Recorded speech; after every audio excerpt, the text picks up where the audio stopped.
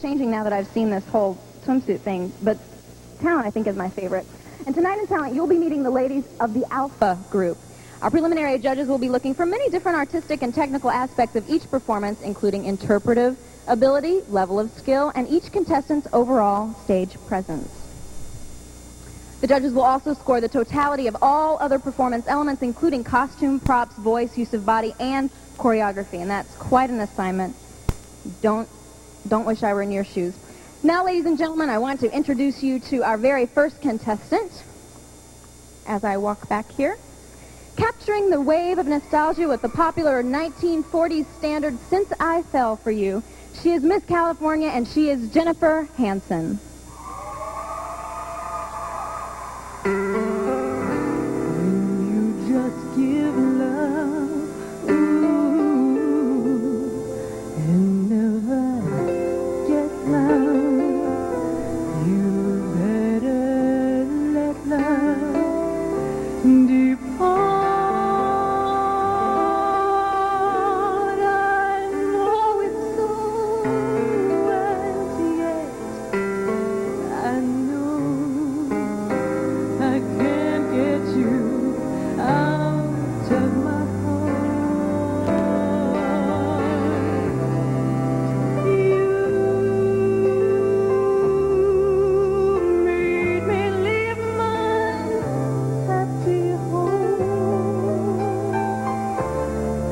You took my love and now you're gone. Since I fell for you,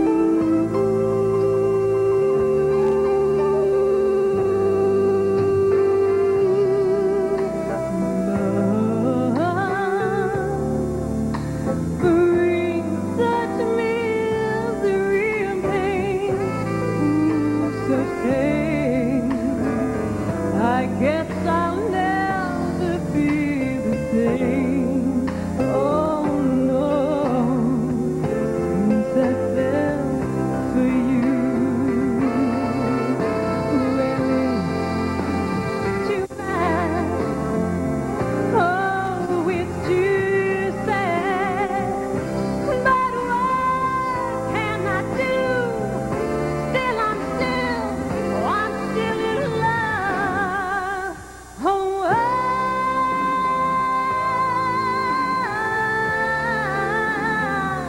guess I'll never see the light, like the blues most every night.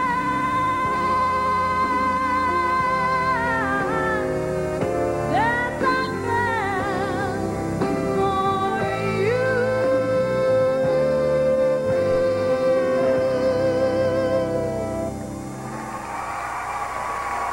Miss California, Jennifer Hansen.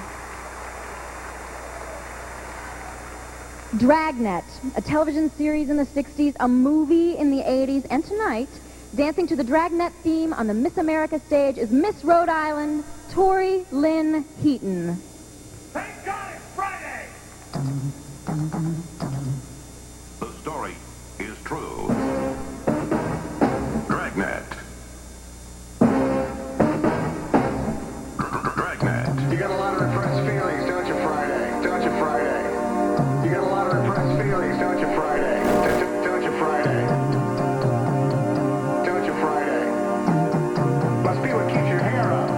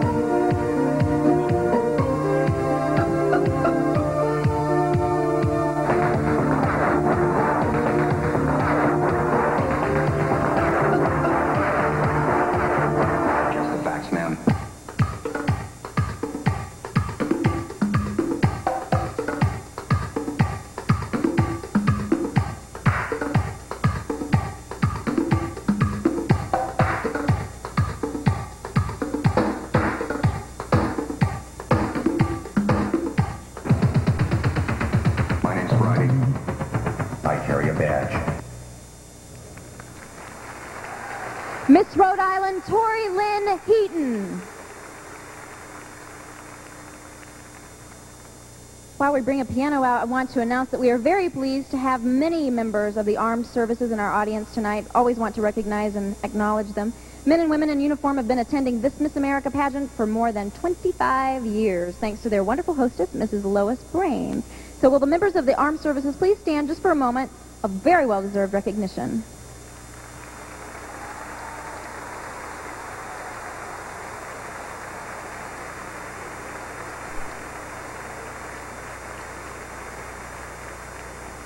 Thank you for being here once again, and we hope that you continue to attend the pageant year after year after glorious, glorious year. A mixture of the Spanish culture is featured in Isaac Albany's Contos de España. Here to perform this colorful piece is Miss Kentucky, Laura Sue Humphreys.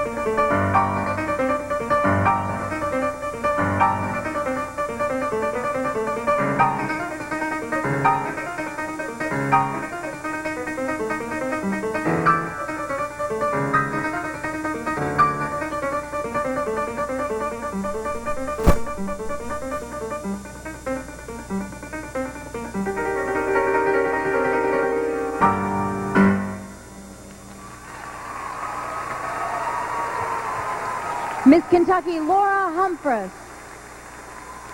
Thank you, Laura.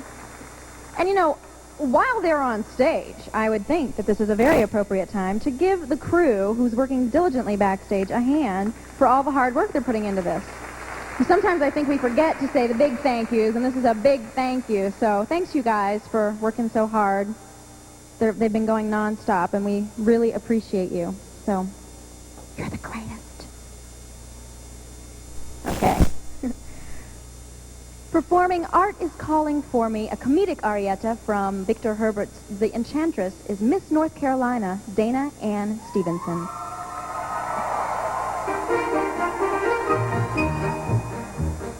Mama is a queen and Papa is a king, so I am a princess and I know it. But court etiquette, those don't really things, I can hate it all and I show it. To sing on the stage, that's the one life for me. My figure would charm paparazzi.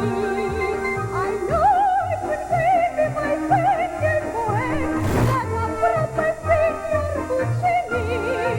I've roulade and the thrill that would send a cold chill down the back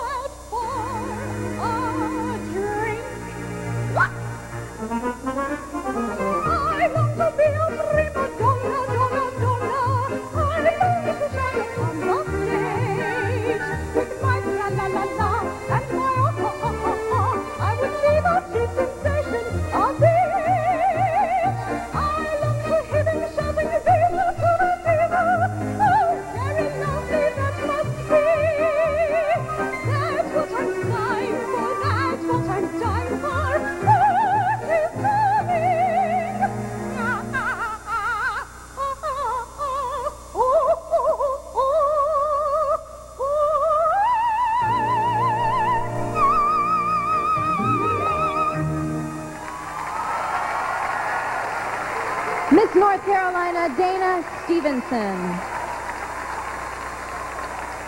Thank you, Dana. We have some things being brought out on stage. Some other volunteers that I want to acknowledge while we get the stage set. All of the ladies have been hosted and hostessed by some state traveling companions that have been with them, obviously traveling with them from the States. Thus the name State Traveling Companion. Duh. Oh, she's losing it, folks. And I just want to say thank you to all the STCs that have traveled from afar and been with their girls. You can give them a round of applause.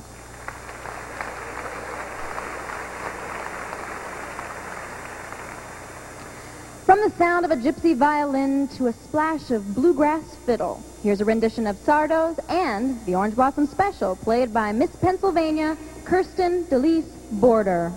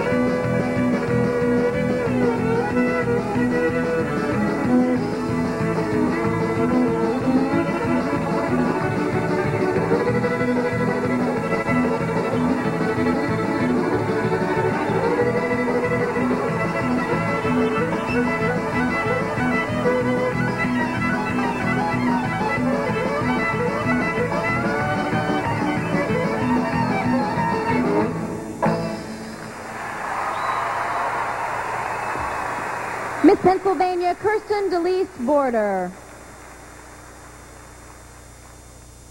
All right, we're taking away the microphone. If you have anybody in the audience that you think needs to be introduced during these little things, you can let me know. Send me a note. I'll be glad to do it. I'm running out of people, okay? All right.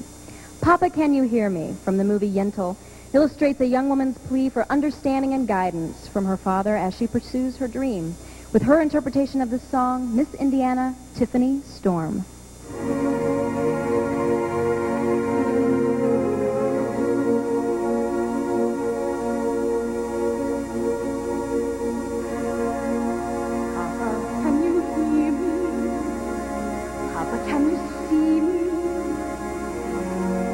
Papa, can you find me in the night?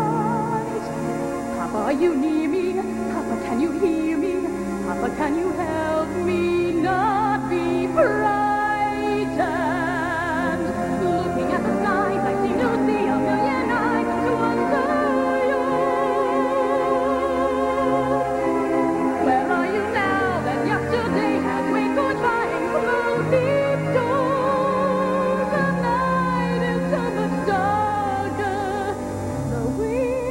So much colder.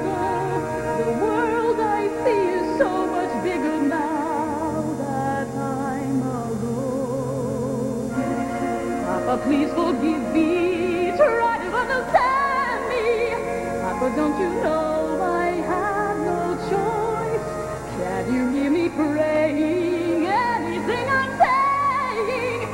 Even though the night is filled with voices, I remember everything you taught me, every book I ever read.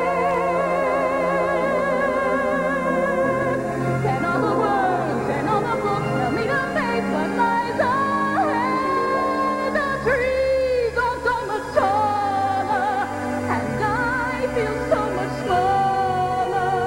The moon is twice as lonely, and the stars are half as bright. Papa, how I love you. Papa, how I need you. Papa, how I miss you.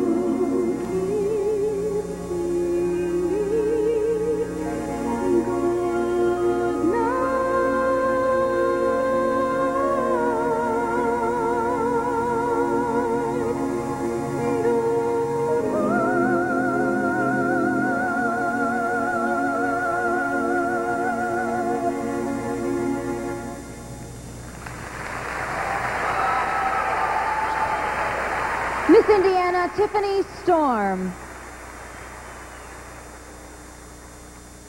The flapper era featured the music of Scott Joplin, and here to tap dance to his Maple Leaf Rag is Miss Delaware, Letitia Pusey.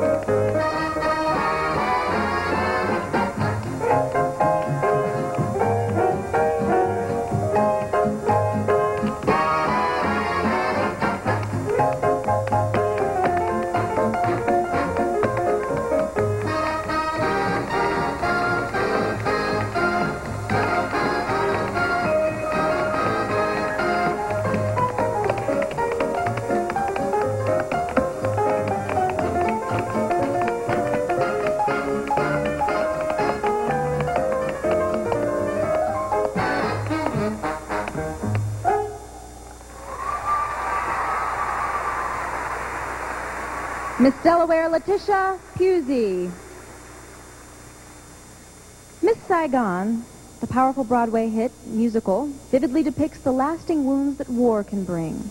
Singing the bittersweet love song from that musical is Miss Iowa, Tammy Truitt.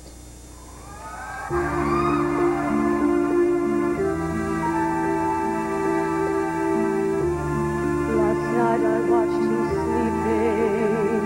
Once more the nightmare came.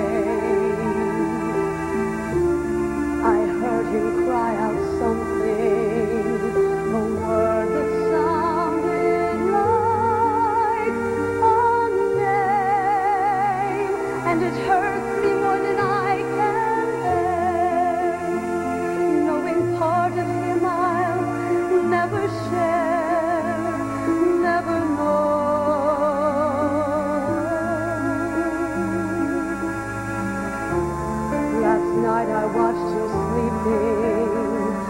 my body pressed to him.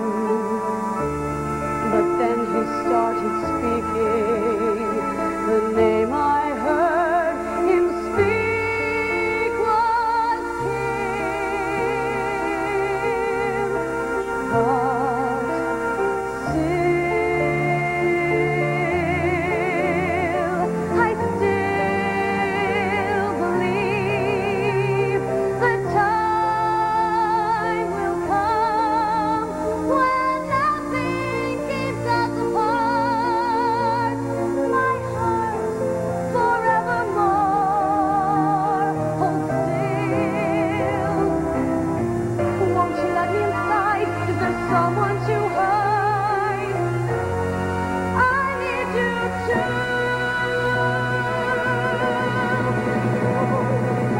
Chris, I want to hold you all night. I want to make it all right.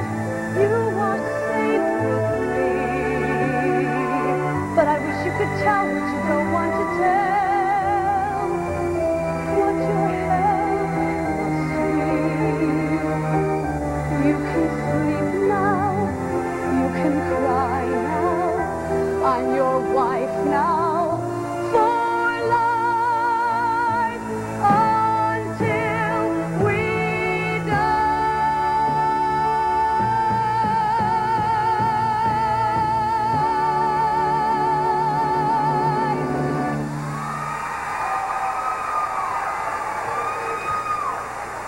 Miss Iowa, Tammy Truitt. You know, Kimberly and I were talking earlier on the stage about how influential our parents have been and how great it is to have them with us, and I just want to acknowledge we kind of did it, but not in a true way. So while we're taking the time now, I would like to acknowledge and recognize all of the parents of the contestants that are here this evening. If you would just take a stand so that the people around you can see you and see who you are and give you a big hug and maybe slip some cash to you. Just kidding. Thank you all so much for what you do every single day. You are the reason that these ladies are here on the stage tonight, so thank you for being with us. Frédéric Chopin, feeling great anxiety upon hearing of the revolution in his native Poland, composed the scherzo in B minor. Here to play that scherzo is Tutti 2, Miss Illinois.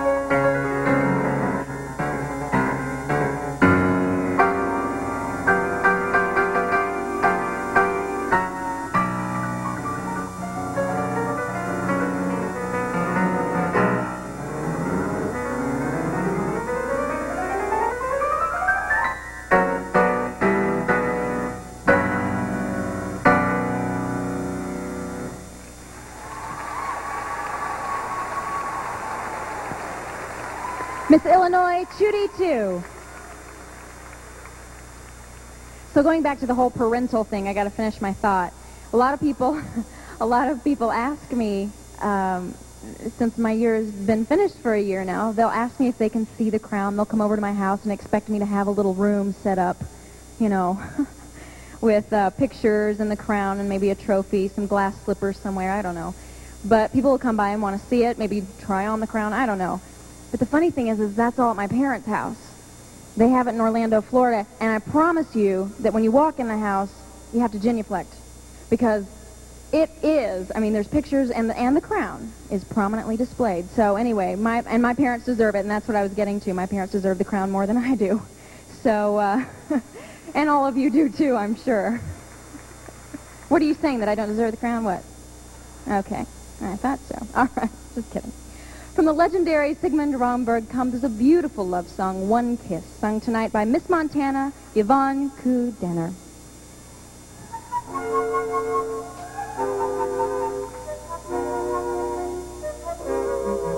In this year of 1792, our convention said in total of you.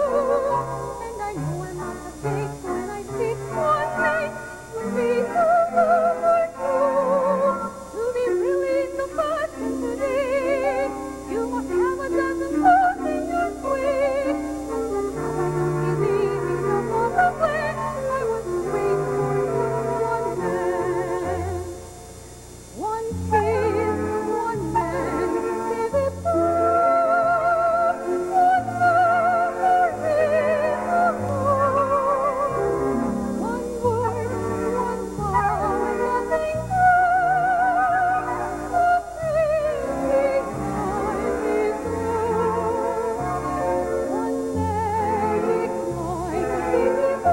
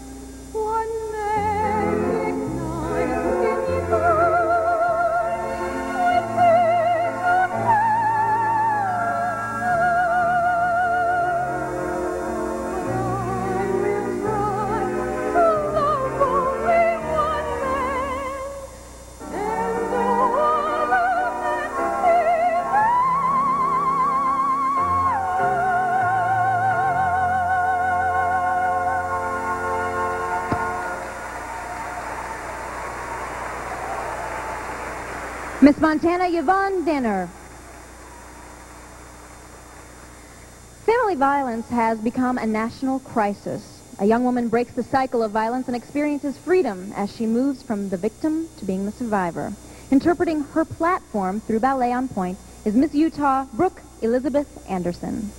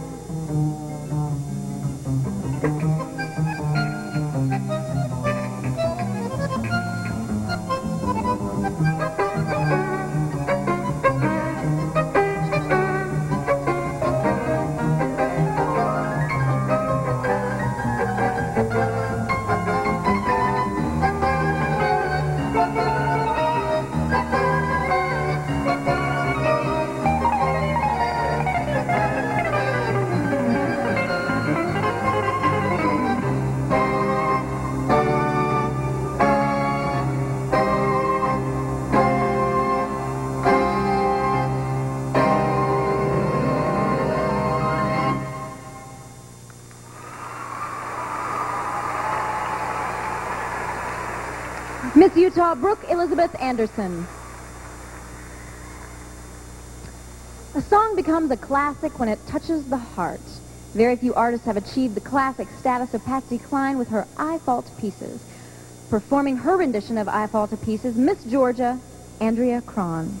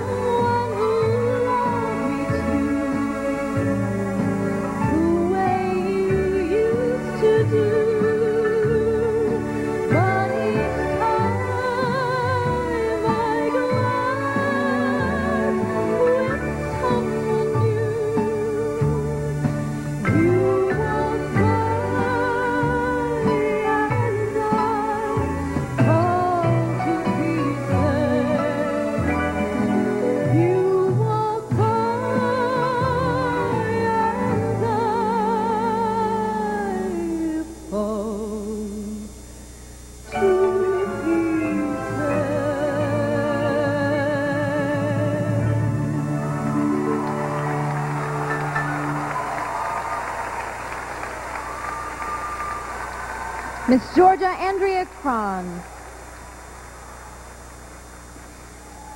As you all, I think, probably know by now, the Miss America pageant would absolutely not happen without the help of the thousands of volunteers working for state and local pageants.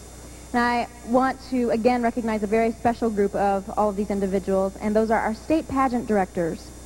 Will all the state pageant directors please, in the audience, rise for some very well-deserved recognition? Yeah, you guys deserve it.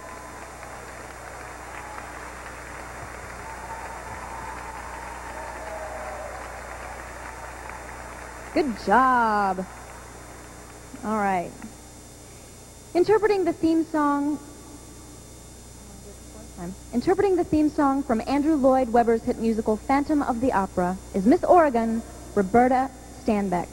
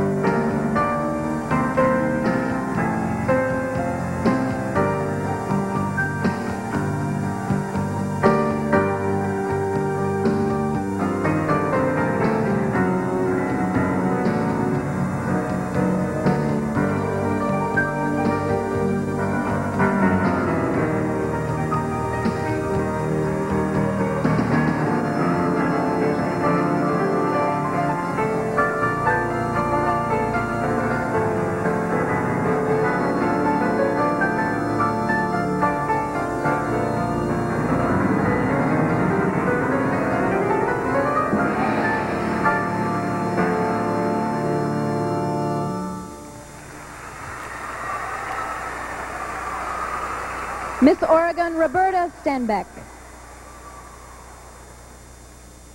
So going back to the whole state executive directors thing, you love this. Okay, this whole Phil thing. No, I remember getting ready, when I was getting ready from, there's a lot that goes on, you know, between winning your state pageant and getting ready to go to Atlantic City. And sometimes it involves sometimes changing your talent, changing gowns, things like that, because now you have a whole new group of people that are willing to give you their advice. And it's always comforting to know that you have so many people on your side. And you state directors and all the volunteers that are involved work tirelessly. I mean, I am just so impressed with all the work that you do, because you are what makes this pageant happen. And I guess I just wanted to share once again the fact that I am totally impressed with each of the women up here, and they are somewhat products, but not really products, if you get my drift, of what you've accomplished. So thank you very much. Romany Life from Victor Herbert's operetta The Fortune Teller is an aria based on traditional gypsy dance songs. Here to sing of that Romany Life is Miss Nebraska, Jennifer Love.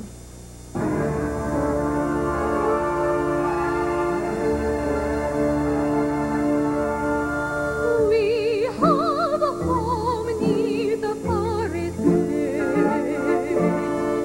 Every other home wandering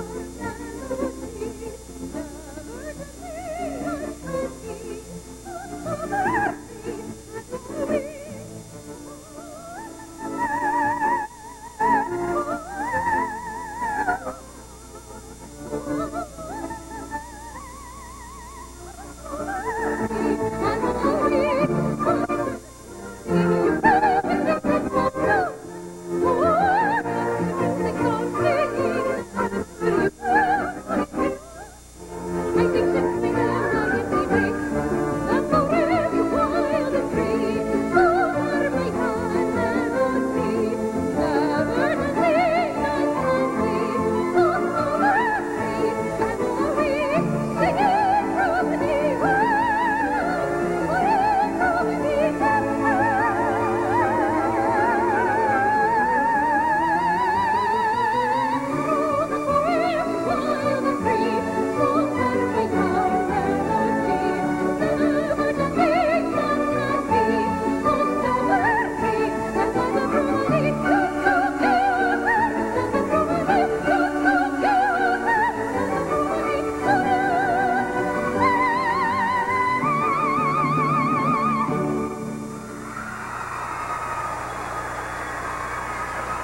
Miss Nebraska, Jennifer Love. You see it coming, don't you? There's more Phil for Miss Nebraska, Jennifer Love. You see it coming, don't you? There's more Phil for me to say. Okay, another group that we want to recognize. We're very fortunate to have two groups of women assisting the contestants from the moment they arrive in Atlantic City. And I got to tell you that these women are fabulous. I still keep in touch with my hostesses that from when I was a contestant so long ago. These women take care of all the thousands of details, and we are so grateful for all their hard work. The Atlantic City Hostess Committee and the State Traveling Companions. Will all of the members of both groups please rise and take a bow?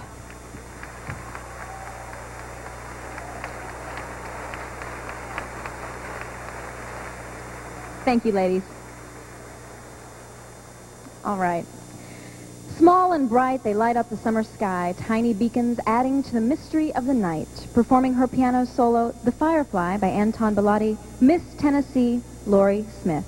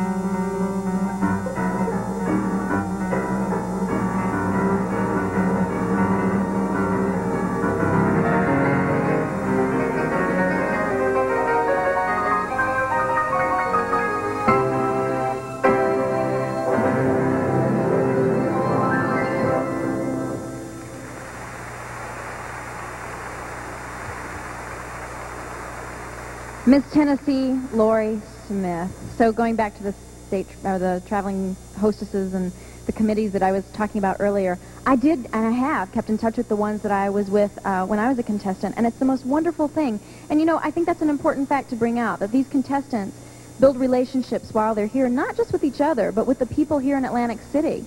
And that's an amazing thing. There are friendships that are happening and developing right now that they're going to keep for a lifetime. I know myself, I keep in touch with, I don't know, probably 5, 6 of the contestants that I was with here in Atlantic City, and like I said, some of the hostesses. It's a beautiful time here in Atlantic City, and I just want to say I had a darn good time doing it. Okay.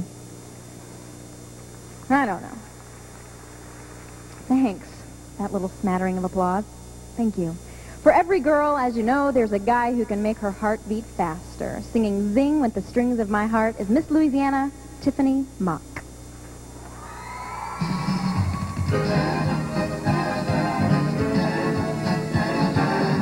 Dear, when you smiled at me, I heard a melody. It haunted me from the start.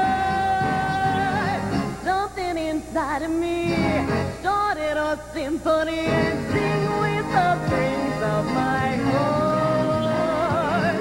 'Twas like a breath of spring. I heard a robin sing about a nest of birds. Our nature seemed to be in perfect harmony and sing with the strings of my heart. Your eyes made skies seem blue again, but what else can I do again but keep repeating through again? I love you, love you. I still recall the thrill. I guess I always will. I hope it never departs. Dear, with your lips to mine, oh, rhapsody divine, sing with the strings of my heart. Your eyes made skies seem blue again, but what else can I do again but keep repeating through again? I love you, love you. I still recall the thrill. I guess I always will. I hope it never departs. Deal with your lips to mine, oh, rhapsody divine, sing with the strings, sing with the strings, sing with the strings of my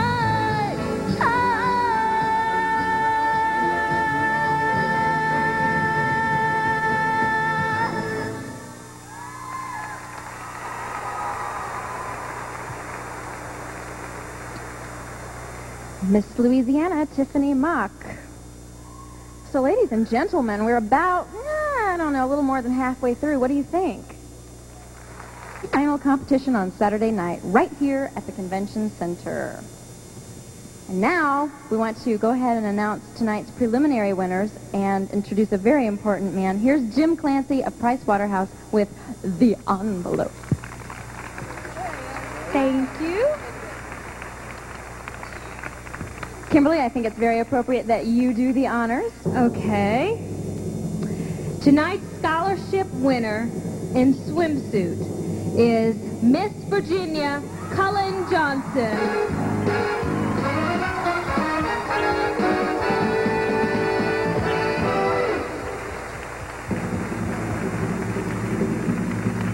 And tonight's scholarship winner in talent is Miss Montana Yvonne Kudaner.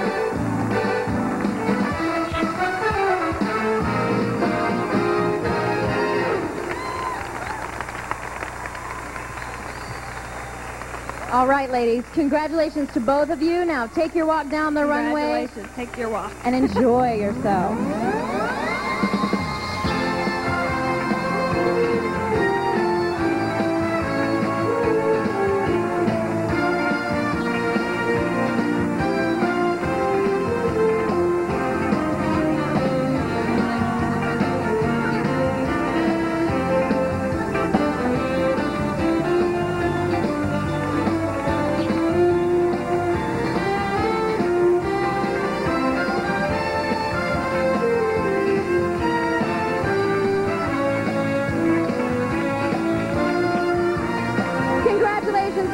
Yvonne, and to all of the contestants who did so well tonight. We've got another couple of nights ahead of us, so everyone, thank you for being here. See you all tomorrow night. Good night, everyone.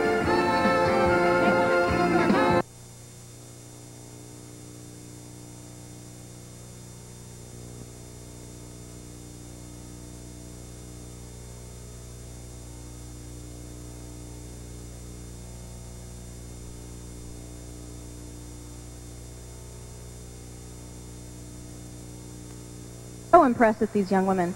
With a torchy jazz rendition of the Judy Garland hit, The Man That Got Away, she is Miss New Jersey, Jennifer Alexis Macris.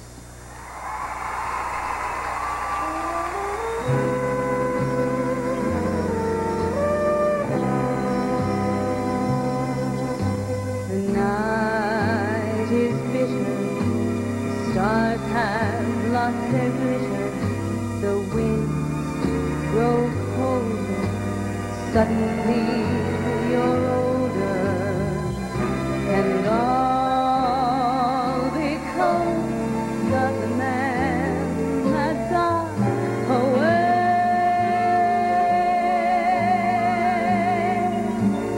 No more his eager call, the writings on the wall,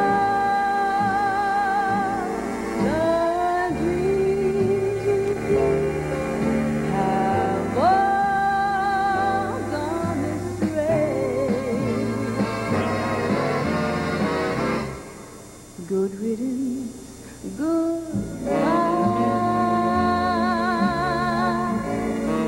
Every trick of his, your own too, but fools will be fools, and then he's gone too. The road gets rougher, gets lonelier and tougher, and all because of the man that got away.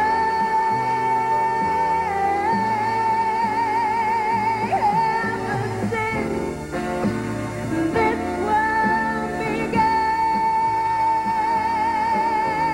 there is nothing sadder than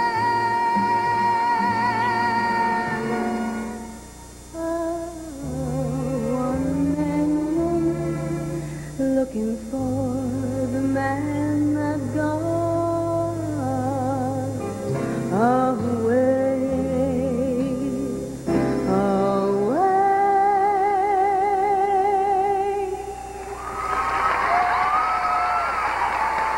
Miss New Jersey, Jennifer Alexis Macris.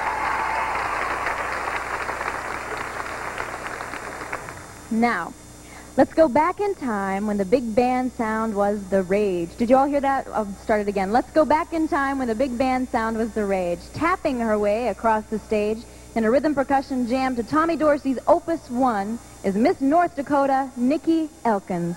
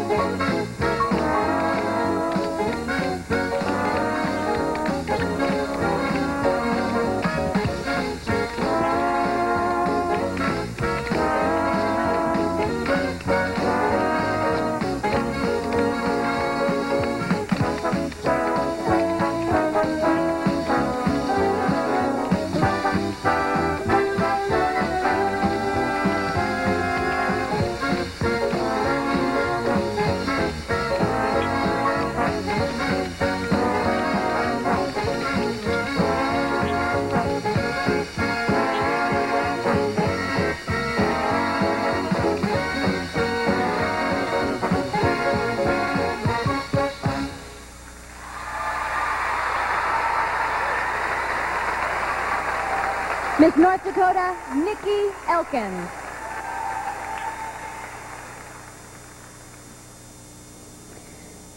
A young maiden pleads with her father for permission to marry the man she loves.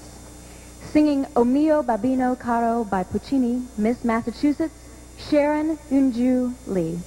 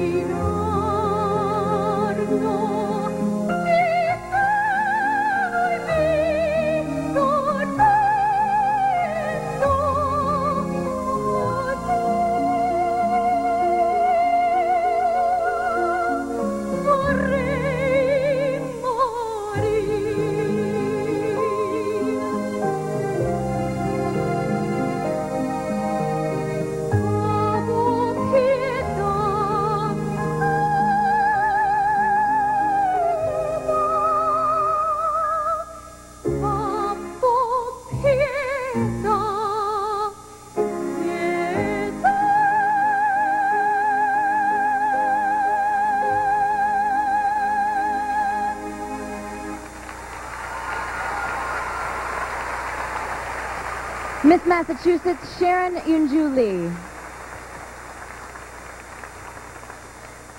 It is my pleasure to introduce you, while we're rolling the piano out, to a very important woman, and she is Miss America's boss.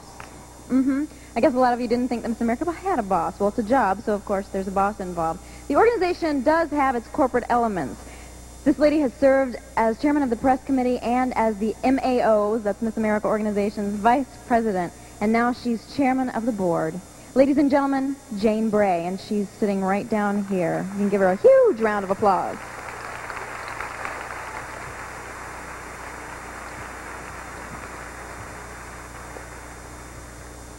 When one thinks of a classical piano music, the name and virtuosity of Frédéric Chopin comes to mind. Here with Chopin's heroic Polonaise in A-flat major is Miss Wyoming, Tricia Ray Ramirez.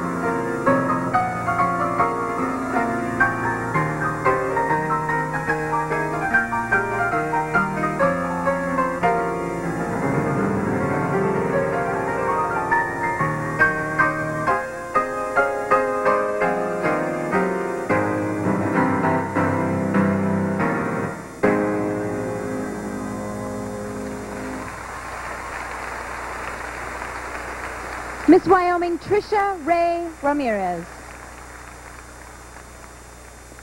So today I was stopped before I was going in to the galley, which is where the contestants have press interviews and eat lunch and dinner and things like that. And a man named Sam stopped me and said, you know, if it weren't for us, if it weren't for our group, you guys wouldn't be protected this week. So I want to say a very special thank you to Sam and the rest of security that is involved in protecting all the women this week. We appreciate you. You are very, very special. So thank you for being with us this week and for the years in the past and in the future, too. Thanks, you guys. Okay. First a Broadway musical, then an Academy Award-winning movie. Leonard Bernstein's music from West Side Story still endures and enchants.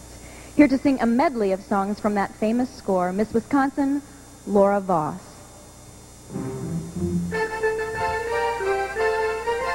I feel pretty, oh so pretty. I feel pretty and witty and bright, and I pity any girl who's in me tonight, tonight. It all began tonight.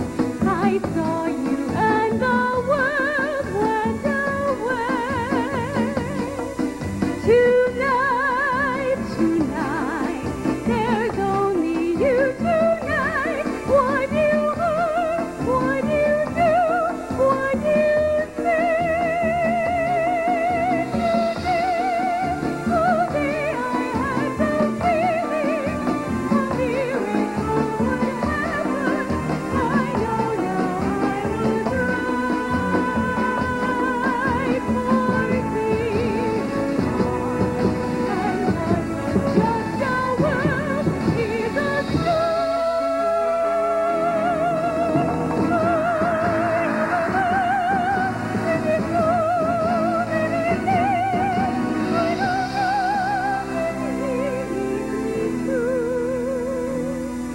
I love him, we're one. There's nothing to be done, not a thing I can do. But hold him forever. Be with him now, tomorrow, and all.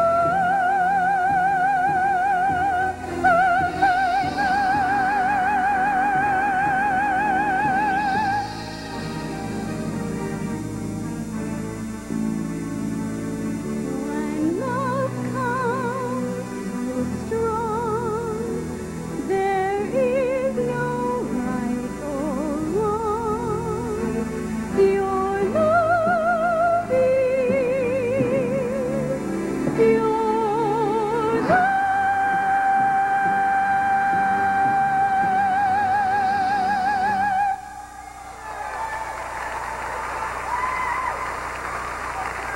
Miss Wisconsin, Laura Voss.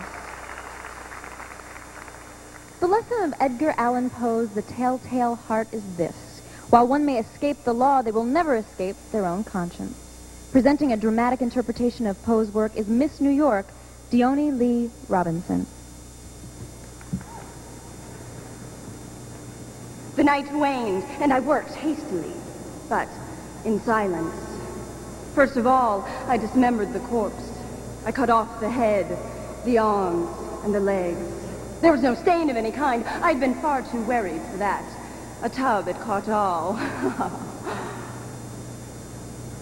As the bell sounded the hour, there came a knocking at the street door. There entered 3 men who introduced themselves with perfect suavity. A shriek had been heard in the night. Suspicion of foul play had been aroused. The officers had been deputed to search the premises. I smiled, for what had I to fear? I bade the gentlemen welcome. I bade them search. Search well. At length, I led them to his chambers. I showed them his treasures, secure, undisturbed. In the enthusiasm of my confidence, I brought chairs into the room and desired them here to rest from their fatigues, while I myself, in the wild audacity of my perfect triumph, placed my own seat upon the very spot beneath which reposed the corpse of my victim. The officers were satisfied. My manner had convinced them. But ere long, I felt myself growing pale, and I wished them gone. My head ached, and I fancied a ringing in my ears. But still they sat and still chatted, and the ringing became more and more distinct until at length I found that the noise was not within my ears. I gasped for breath, and yet the officers heard it not. I foamed, I raved, I swore, I swung the chair upon which I had been sitting and grated it upon the boards. But the noise arose over all and continually increased. It grew louder and louder and louder. Was it possible? They heard it not? Almighty God. No. No. They heard. They suspected. They knew. They were making a mockery of my horror. This I thought, and this I think. I could bear their hypocritical smiles no longer. I felt that I must scream or die. And now, again, hark. Louder, louder, louder. Villains, dissemble no more. I admit the deed. Tear up the planks. Here, here. It is the beating of his hideous heart.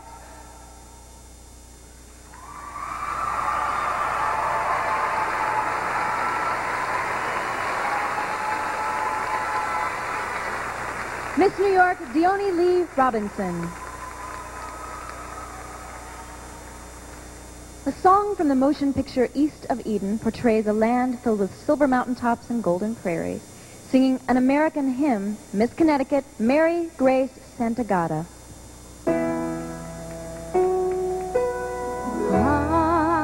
I have seen a summer's day that slowly opened like a rose along a quiet road that wanders by, and I have smiled and wondered where it goes. I have wandered through the night alone as any girl can be, then found a silent canyon full of stars, and in my heart I heard them telling me I was home. The gentle wind, the rains that fall, the tallest trees, I'm part of them all. I've seen the silver mountain tops and golden prairies on my way. Now everywhere I go across the land, I stand so proudly in the sun and say, I am home. I've dreamed, I've dreamed all my life. I found it more and more each day. Yes, everywhere I go across the land, I stand so proudly in the sun and say, I am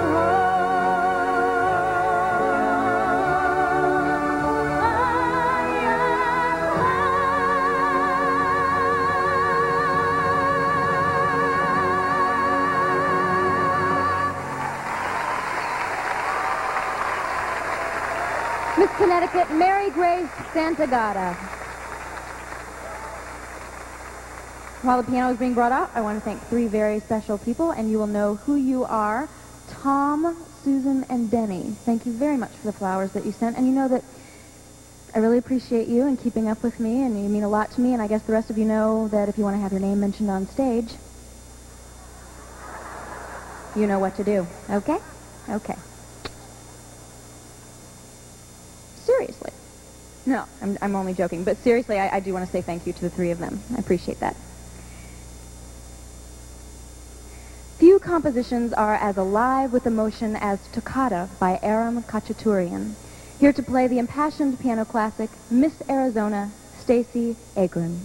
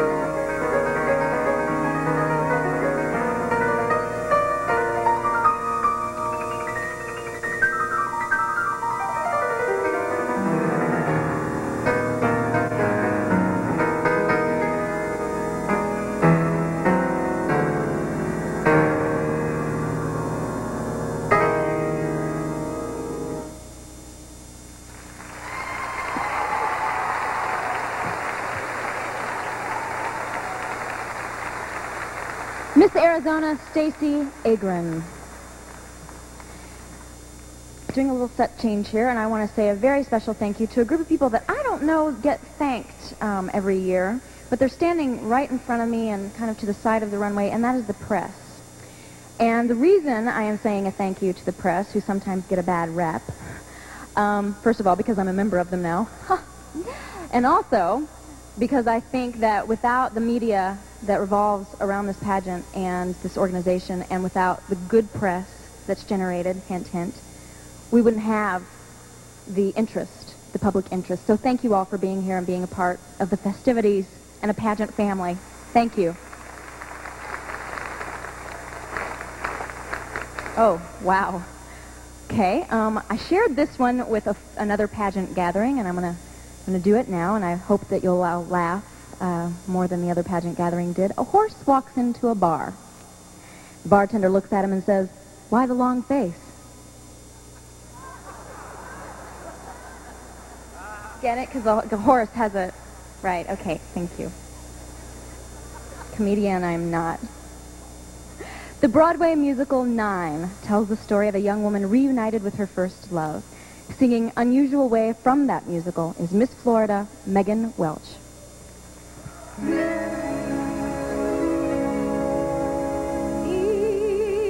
a very unusual way, I think I'm in love with you. In a very unusual way, I want to cry. Something inside me goes weak.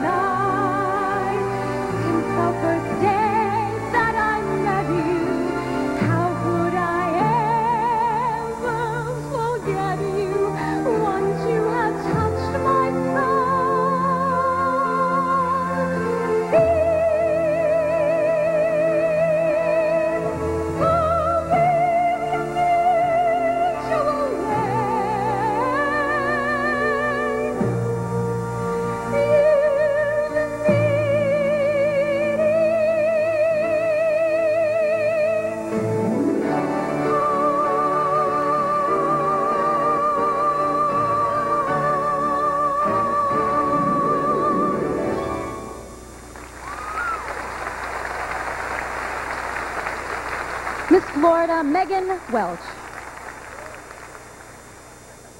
Mexican culture has become synonymous with the traditions of the Southwest. Presenting her interpretation of the ballet folklorico dance, La Negra, is Miss New Mexico, Felicia Ana Borrego.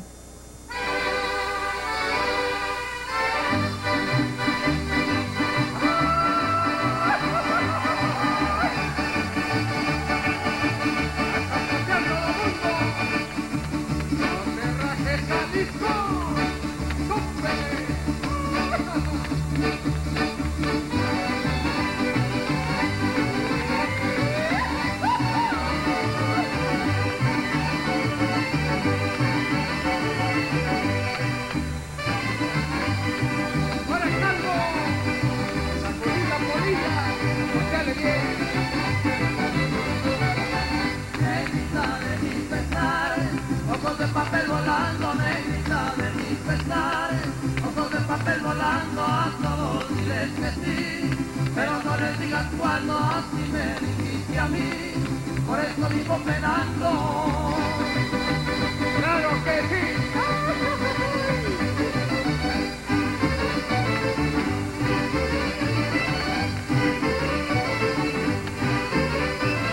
Acuérdate, Pancholín, que no hay como la alegría.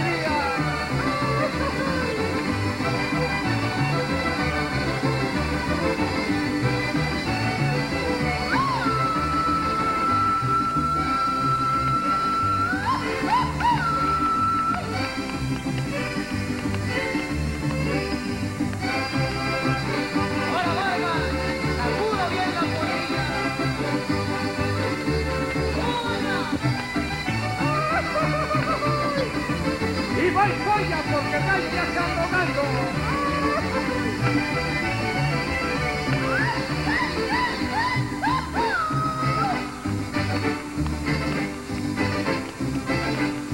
Y se baila en Tecalitlán, sí señor.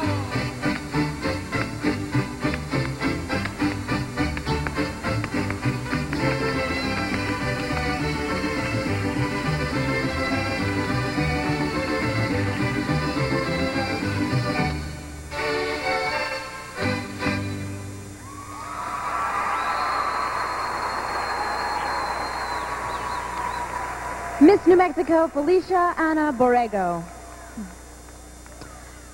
A true classic can stand the test of time. This year marks the 50th anniversary of the song Paper Moon. Bringing us its eternal message is Miss West Virginia, Jennifer Bott.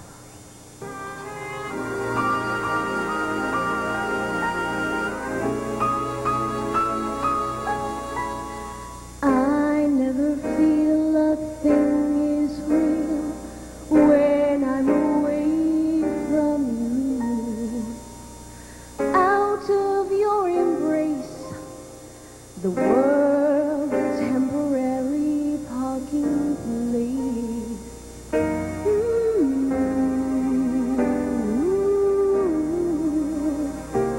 You smile, but there's a rainbow in it.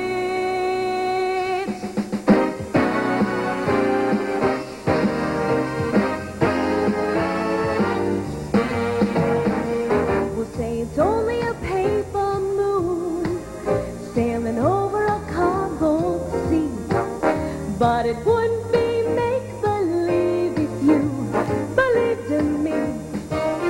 Without your love, it's a honky-tonk parade. Without your love, it's a melody played in a penny arcade. It's a Bonham and Bailey world, well, just as phony as it can be.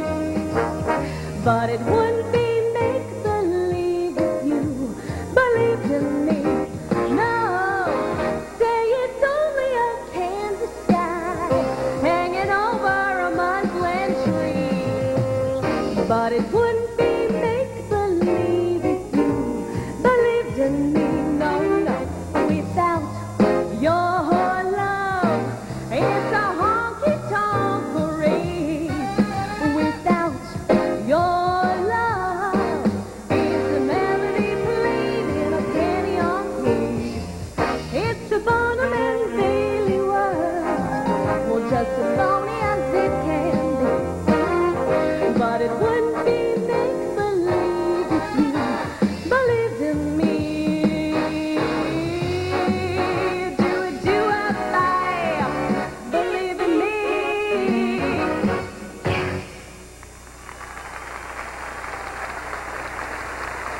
Miss West Virginia, Jennifer Bopp. Traveled back in time to the 19th century as a young Parisian dancer attends her first audition at the Moulin Rouge. Performing a character ballet on point to music from Orphée aux Enfers is Miss Maryland Carissa Brooke Jones.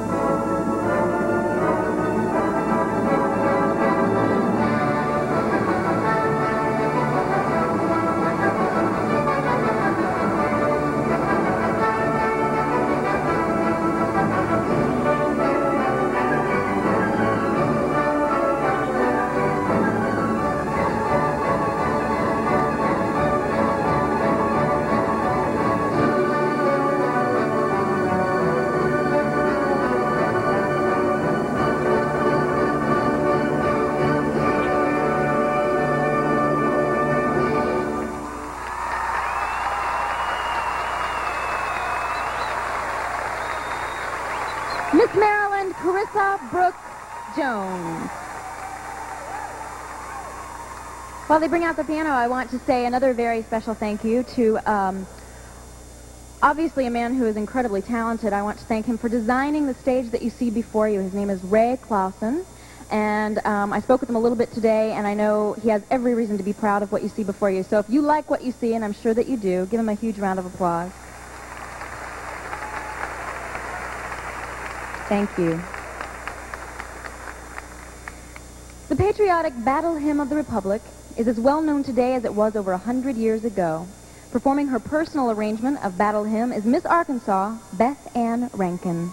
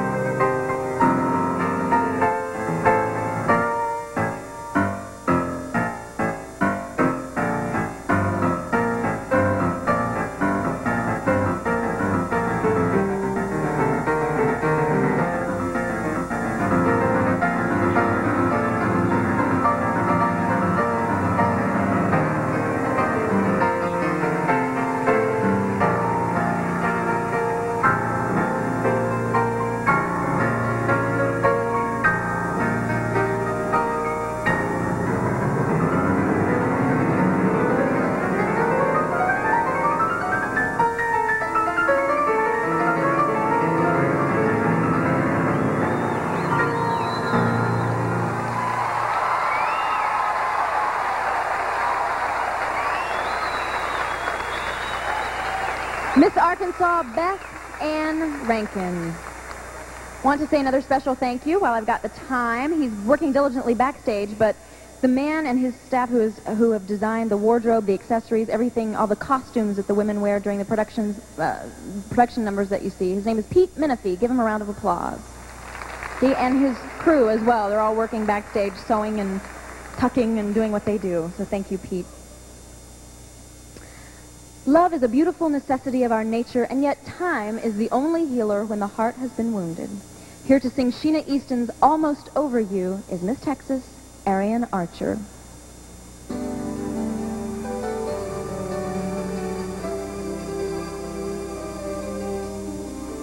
I saw an old friend of ours today. She asked about you. I didn't quite know what to say. Time heals all wounds, they say, and I should know. 'Cause it seems like forever when I'm letting you go. Now I'm almost over you. I've almost shook you.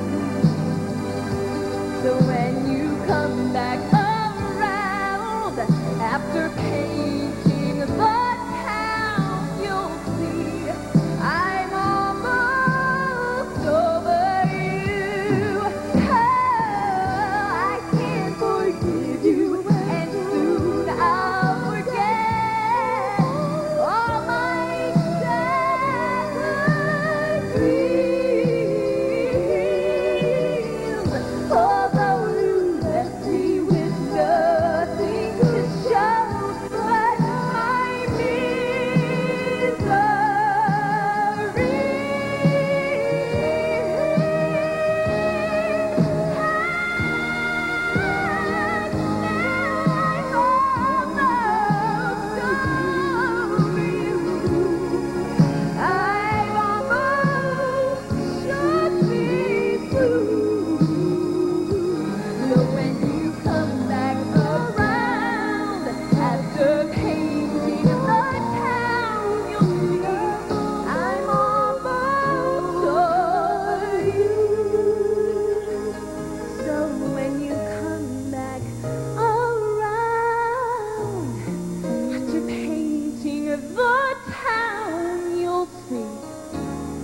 I'm almost over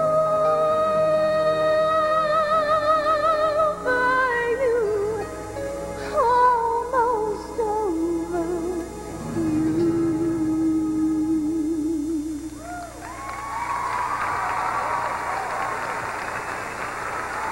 Miss Texas, Arian Archer.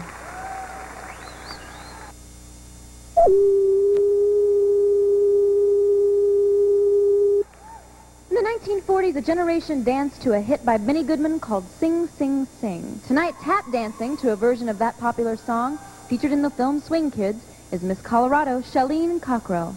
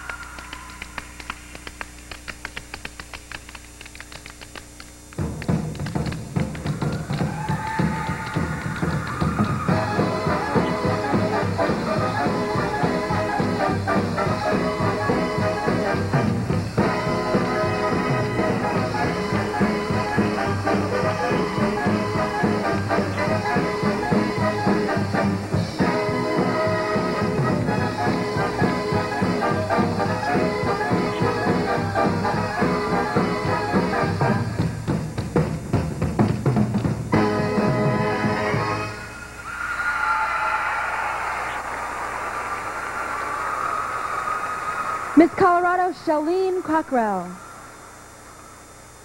Sometimes love hits us in unusual ways. In Willie Stein's orange-colored sky, love makes its appearance through a sudden flash. Our next contestant shares with us that magic. Here is Miss Kansas, Tricia Schaefer.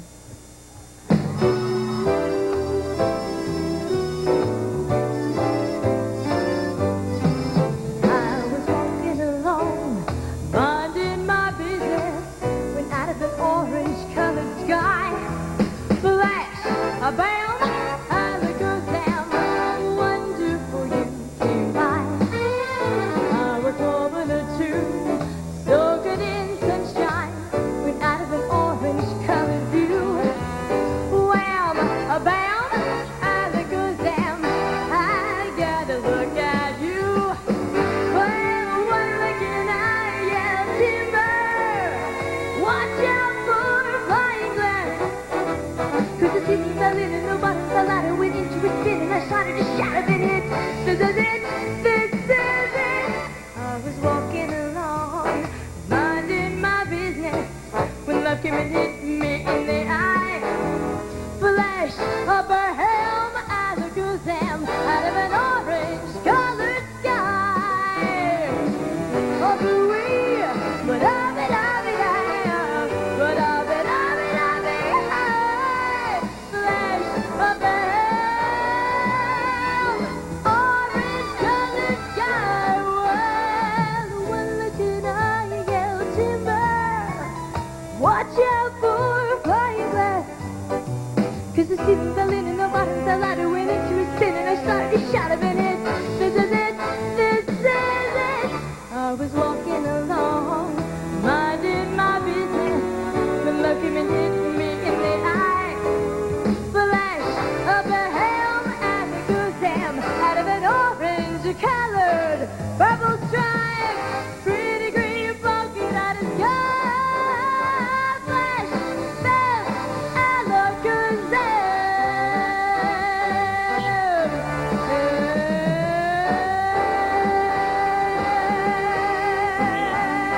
Goodbye, yeah.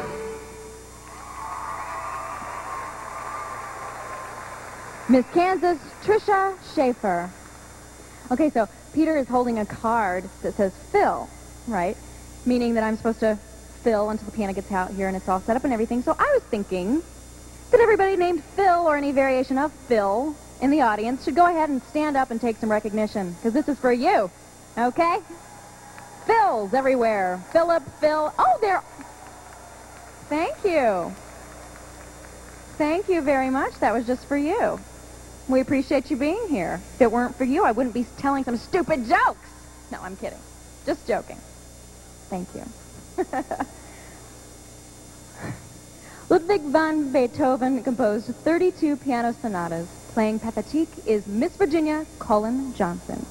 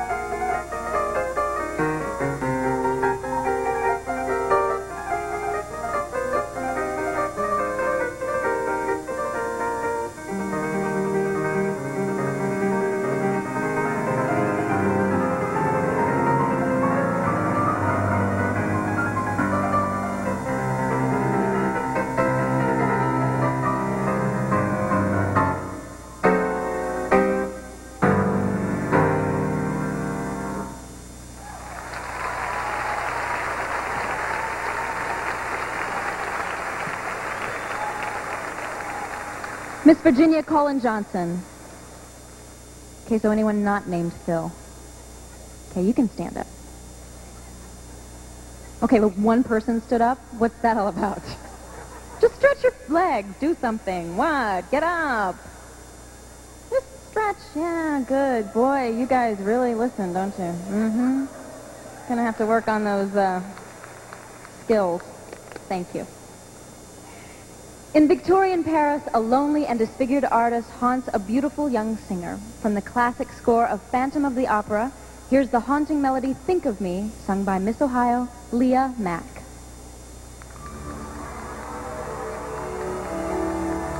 Think of me fondly when we said goodbye. Imagine me once in a while, please promise me you'll try. On that day that's not so distant day, when you are far away and free, if you happen to remember, tell a thought for me.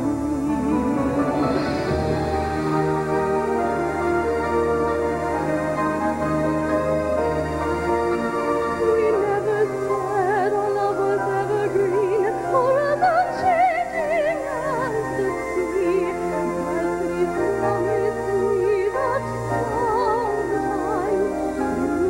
you will think of me.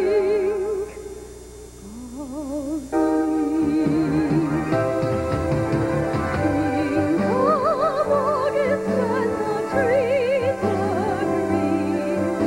Don't think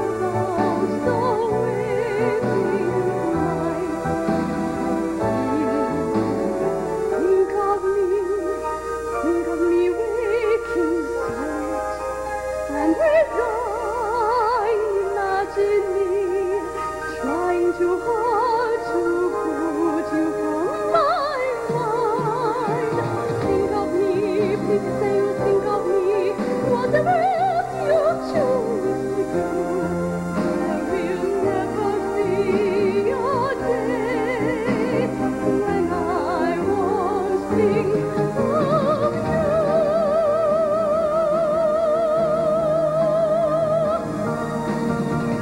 Promise me that sometime you will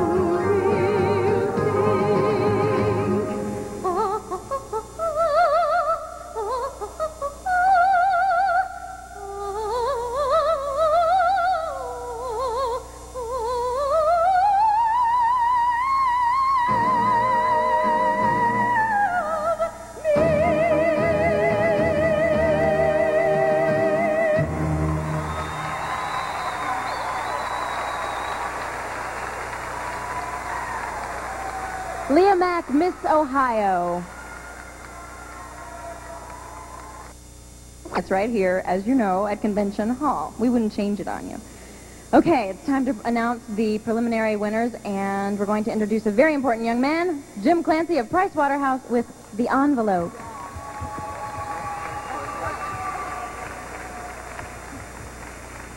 All right. All right, Kimberly. This is your job.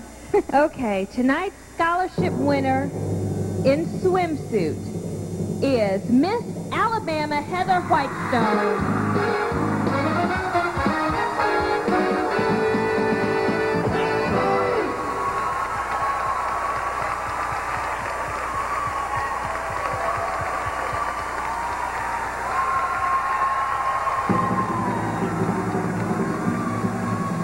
And tonight's scholarship winner in talent is Miss Kansas Tricia Schaefer.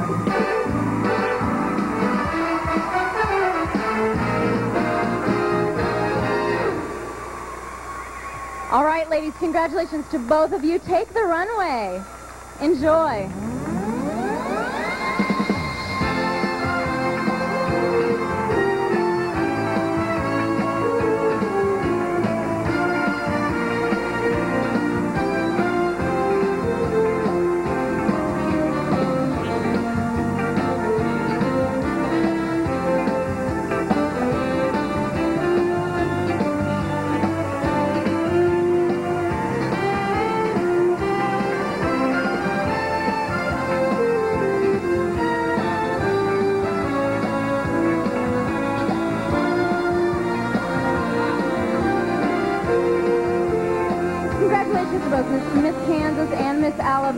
And thank you, ladies and gentlemen, for being here tonight. Thank you. See you all tomorrow night. Heather.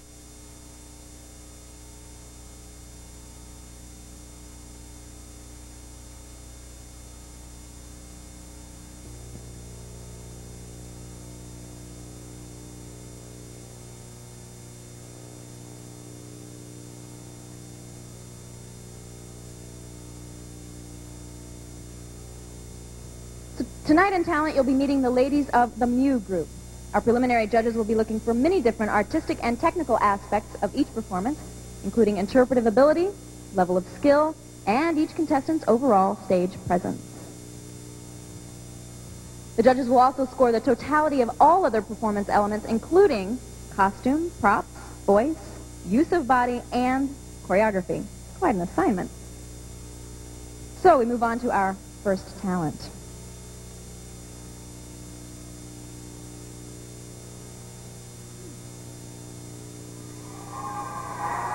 Almost everyone has experienced being told, I know someone who looks exactly like you. But oftentimes, when you see this person, they aren't exactly your ideal. Performing her comedy rendition of Exactly Like Me is Miss South Carolina, Christy Green. Since I became Miss South Carolina, I've had this problem. You see, everyone I meet either knows someone, they are related to someone, or they are someone who feel they look just like me. Take Fannie Lee Finster. I'll tell you what she said. You won't believe it, but to lie is a sin. You've got a double and identical twin. I'm asked for autographs. I'm signing them, too. I look exactly like you. I thought, I really look so much like her, I'd like to meet her. So I called her up, asked her out to lunch. Friday, Rumpelmeyer's, 1 o'clock. At Rumpelmeyer's, I am munching my shrimp. In walks this girl who is an absolute blimp. Well, I dropped my bread when she smiled and said, I'm Fannie Lee. And Fannie Lee looked exactly like me. Well, it's a sorrow and a pity when you know you aren't pretty, and it really can upset you quite a bit. All the ladies who assemble you supposedly resemble look like something from the bottom of a pit. It doesn't strike me as terrific, but the fact is scientific that I'm never gonna be the form divine. And yet it hurts me quite a little. The descriptions I can fit will also fit the lovely bride of Frankenstein. You kiss your private life goodbye when you're in the public eye, and it's a fact I'm not exactly Sadie Glutz, but must each woman, girl, or type who says that I'm her look-alike look like enough to drive me absolutely nuts. With a swollen cheek and a weird physique and an eye that strays in the chin. For days, I must say agree, they look exactly like me. Oh, but I have a dream, one wonderful dream. I'm only longing for that wonderful day. Whoa, whoa, whoa, when Raquel Welch's mother writes me to say, you won't believe it, but I swear that it's true. I got a daughter. And little Rocky, she looks exactly, honey, I mean all over, like you.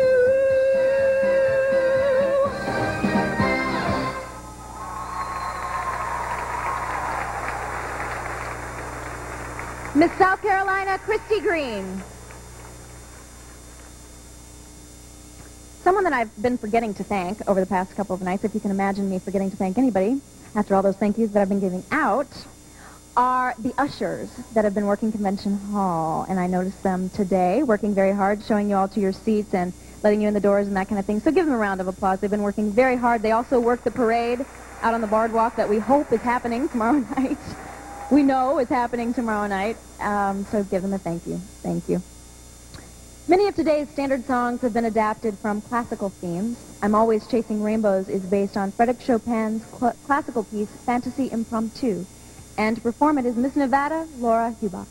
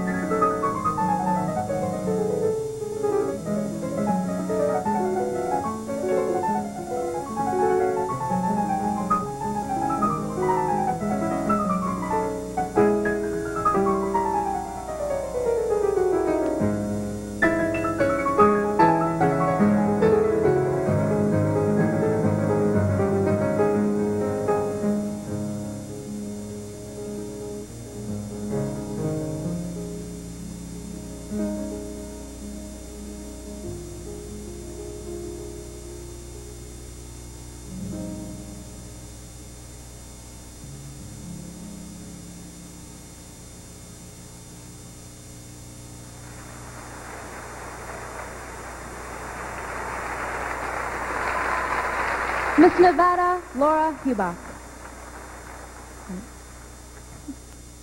He's actually got the sign that says Phil tonight.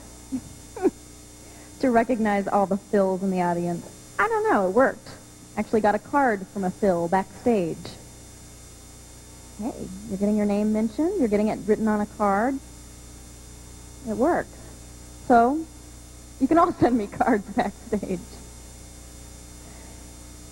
In Verdi's opera La Traviata, Violetta dreams that finally she has found someone who truly loves her, but at that moment realizes she must resign herself to the life of a courtesan. Here to sing the aria Sempre Libera is Miss Michigan, Maria Malay Camara.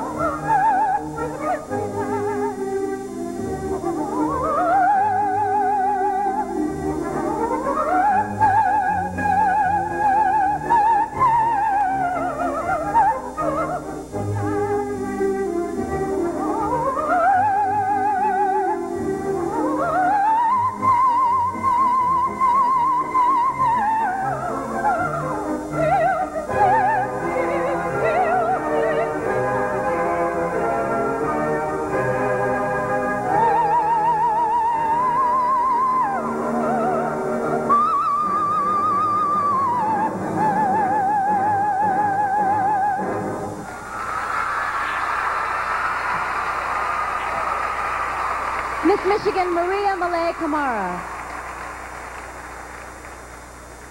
Here to perform a tap dance to the big band selection appropriately called Shout and Feel It is Miss Maine, Victoria Reynolds.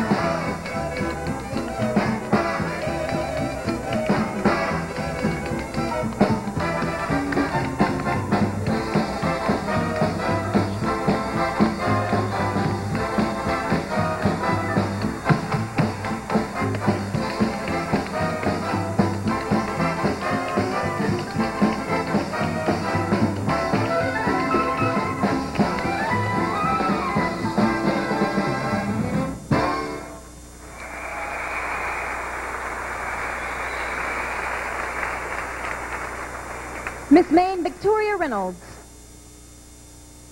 Emily Bronte's dark, brooding masterpiece, Wuthering Heights, finds expression in a musical of romance, passion, and beauty. Singing If Only is Miss Oklahoma, Tiffany Craig.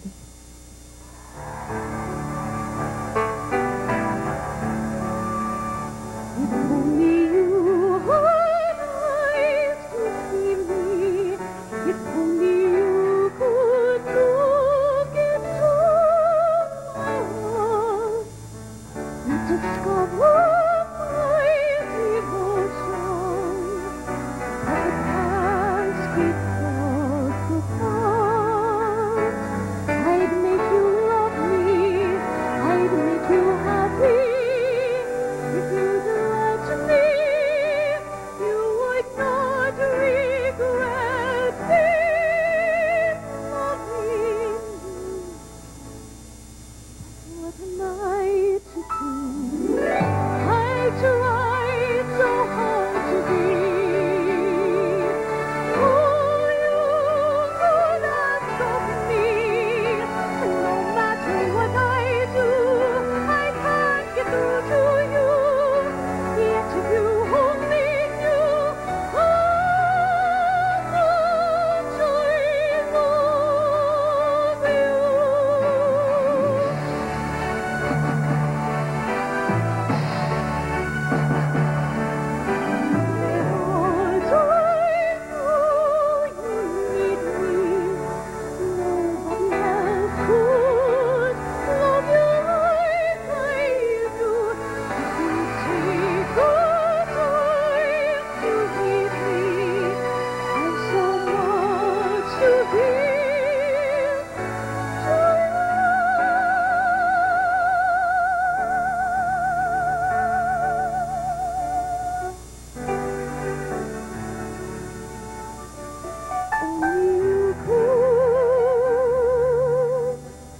Look into my heart.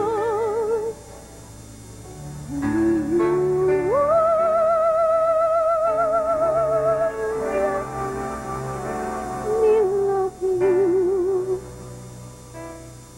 If only.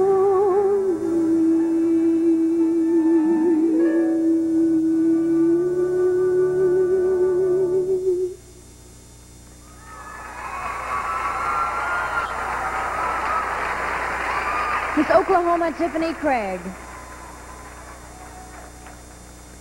Now, I did this on Tuesday night, the first night of preliminaries, but I want to do it again if we could get the house lights up and acknowledge very important people this evening. All of the parents of the contestants. Stand up and be applauded. You deserve it. All of you. Thank you. If not for your support, your encouragement, and your being here and your unconditional love for all of these women, I have a feeling that some of them wouldn't be here. Well, none of them would be here without you. But thank you very much for being here and being so supportive. The extreme passion he felt for his homeland and for his dying countrymen in Poland inspired Chopin to write the exciting military polonaise, a piano solo performed tonight by Miss Hawaii, Courtney Nicole Glaza.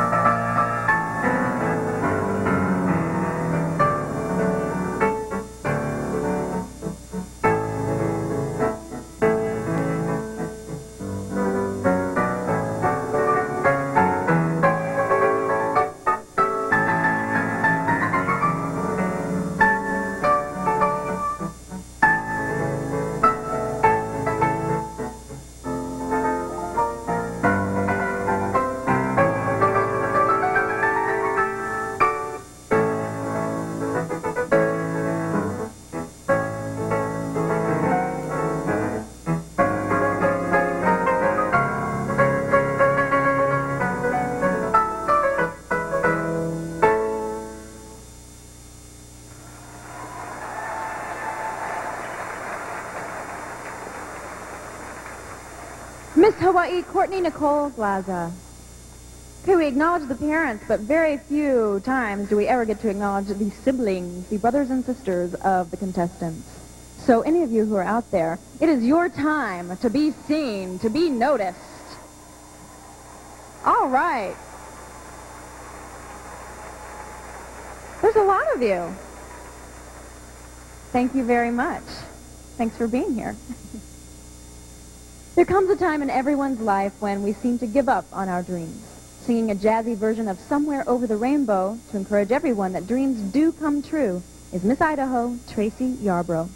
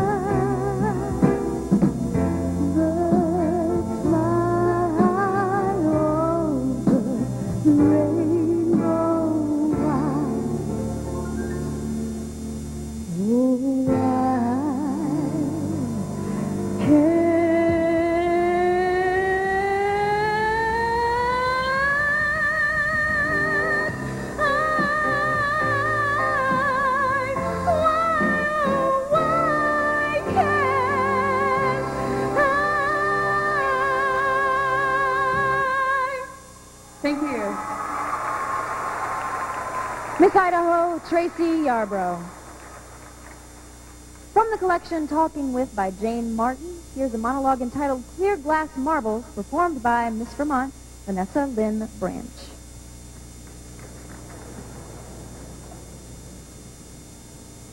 When I found out my mother was dying, she asked me to get her these clear glass marbles. Dad and I hadn't even known she was sick, which is nothing new. I mean, if you ever asked my mother if she was sick, she'd throw something at you.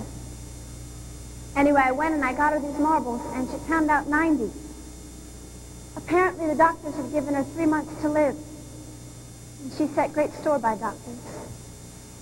She used to say that they were the closest thing we had to the Old Testament. And then she said, in my family, you're only dying when you take to your bed.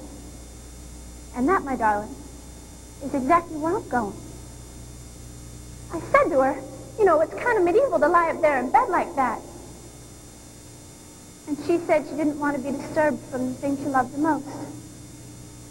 Me. And every day, she would take one of those marbles, and she would hold it in her hand, and she would hold it all day long. And I asked her why. And she said because it made her days go by longer. And every night before I drift off to sleep, I'd hear that sound. One morning, I saw one of the marbles on the floor, so I bent down to pick it up. My mother said, don't. And she said it kind of sharp to me. And I asked her why. And she said because she was learning to let go of them. My mother never complained about pain. She never complained about pain, not in the beginning and not in the end. She just used to call them the chills. 2 weeks ago, Wednesday, I heard all the marbles fall. When I got up there, my mother was gone. When the ambulance people arrived, they found me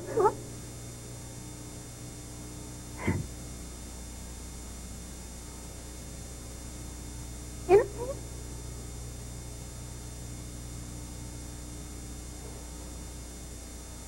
I keep this marble. I never let it go. It helps my days go by longer.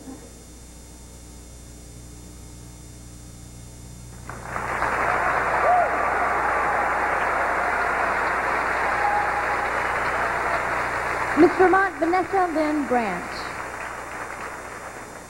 Singing the seductive Quando Menvo from Puccini's La Boheme is Miss Mississippi Rebecca Lowen.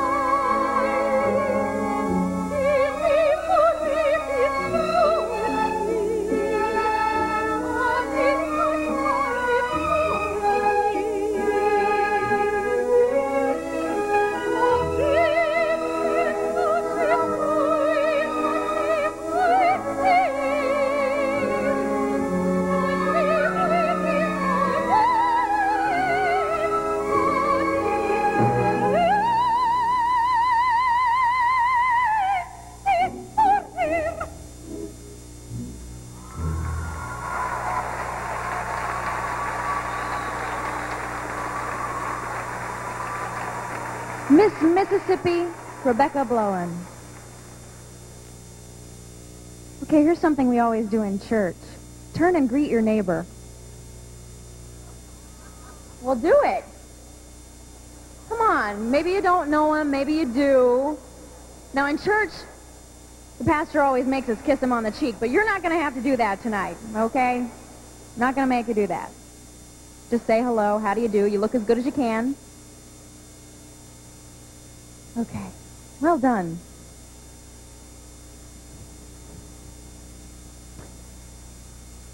The plains of her home state provided the tranquil setting for the Academy Award-winning film Dances with Wolves. With an interpretive dance to the John Dunbar theme, this is Miss South Dakota, Christy Lynn Bauer.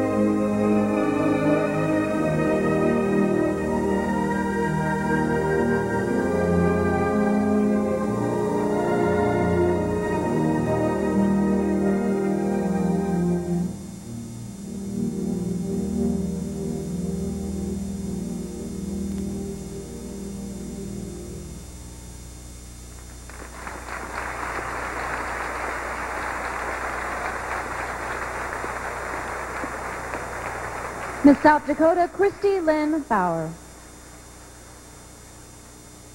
I want to recognize another special, very special person. He is my favorite of the Margolis brothers, and he's holding up the cards that say Phil. And he told me to say that. So, Jeff, don't be mad at me. He is Peter Margolis. And Jeff's back there somewhere listening, going, I thought I was your favorite. No. Thank you for all your hard work, Peter. And those classy white gloves, too.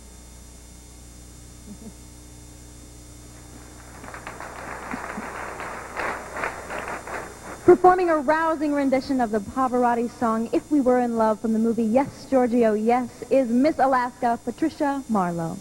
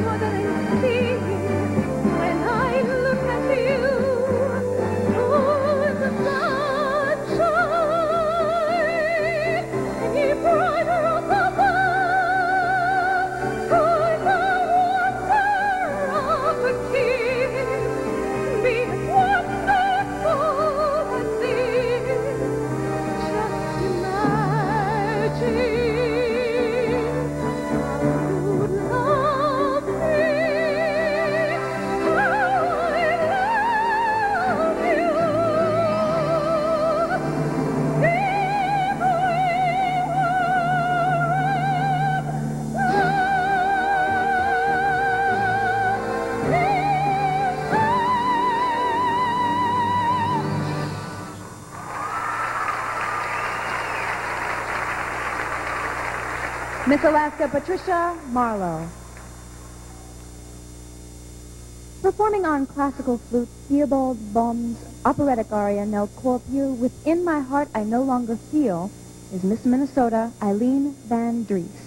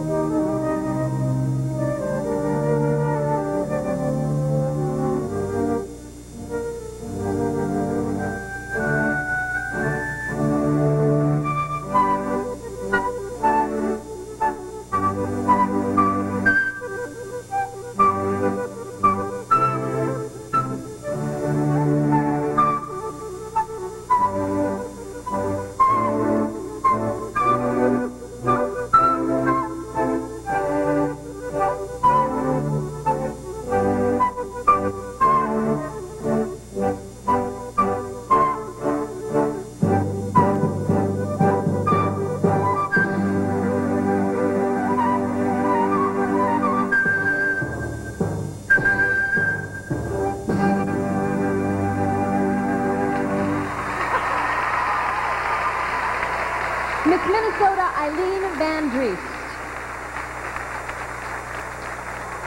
True love is always present, even when you've said your last farewell. A sentiment reflected in the song As If We Never Said Goodbye from Andrew Lloyd Webber's Sunset Boulevard. Here to sing it, Miss New Hampshire, Shannon Heather Hastings. I don't know why I'm frightened. I know my way around the hill. The cardboard trees, painted trees, the sound they hear. Yes, the world to rediscover.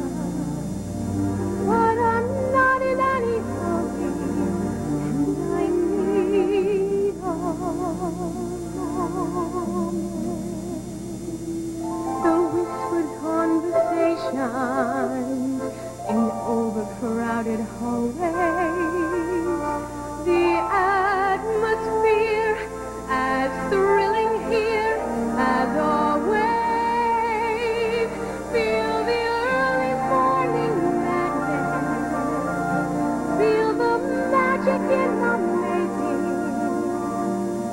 Why everything's as if we never said goodbye. I don't want to be alone. That's all in the past. This world waited long enough. I've come home at last. And this time will be bigger and brighter than we knew it. So watch me fly. We all know why. We'll have early morning madness. We'll have magic in the making. Yes, everything's as if we never said goodbye.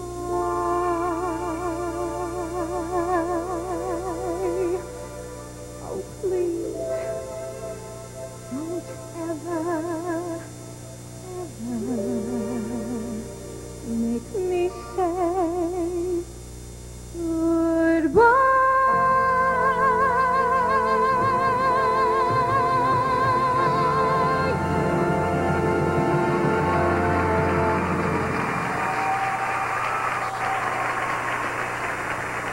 Miss New Hampshire, Shannon Heather Hastings.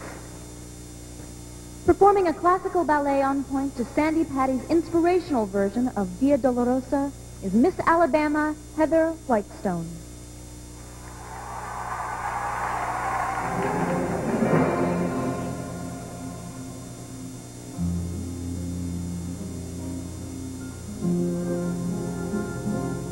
Down the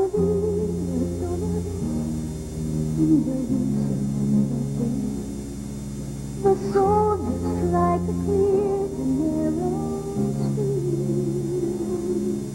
but the crowd pressed in to see the man condemned to die on Calvary.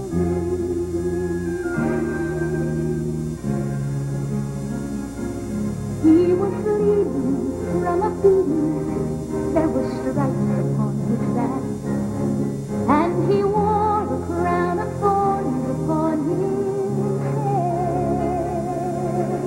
And he bore with every step the scorn of those who cried out for his death. Por la via dolorosa, sin la via del dolor, como abeja vino Cristo, Rey Señor.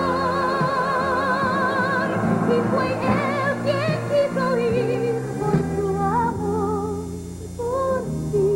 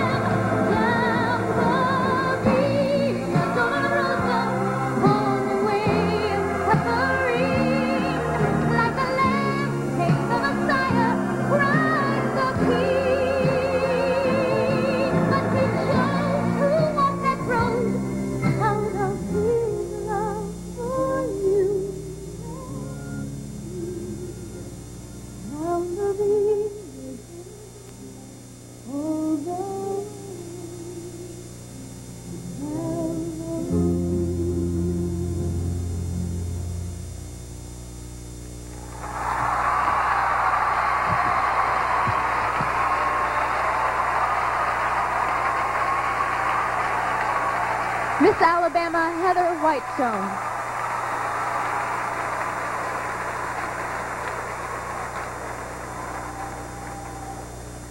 Another very special group of people that I know we've mentioned a couple of times, but they are simply the reason the pageant continues to exist, and those are all of the volunteers that are involved in both the local, state, and the national, all three, the local, state, and national levels.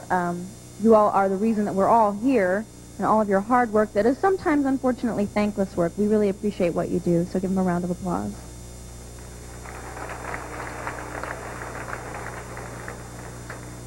The romantic works by composers such as Grieg, Tchaikovsky, and Mendelssohn exemplified the romantic spirit of individuality and personal expression. Performing a medley of their concertos for the piano, Miss Missouri, Anne Marie Sun.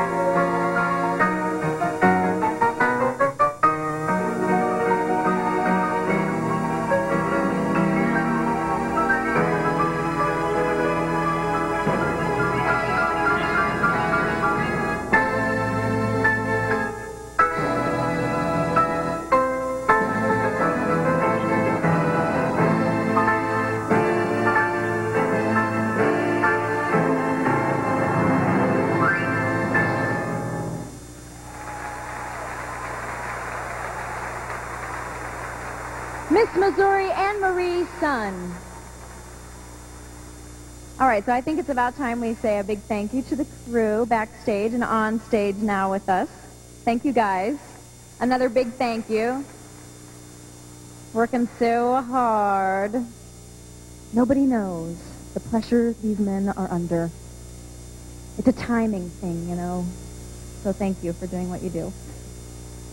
Patsy Cline was one of America's finest country singers. She will always be remembered for her famous country love song, Sweet Dreams.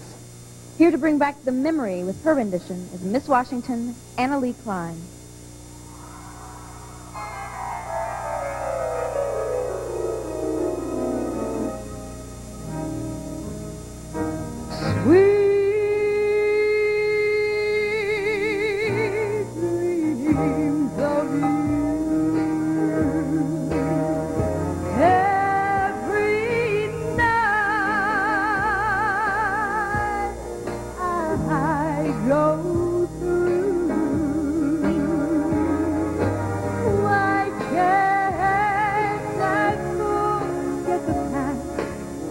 Start loving someone new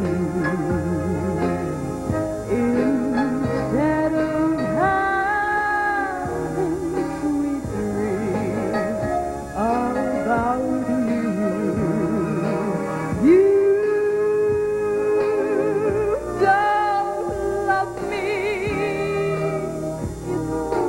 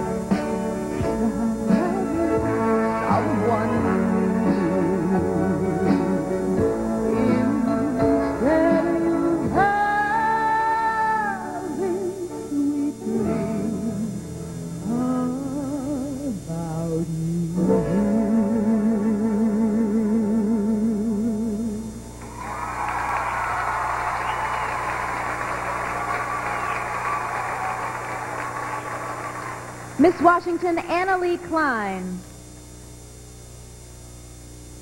Okay, that was it for talent. What do you think? Everyone knows that only one of these young women will become the next Miss America.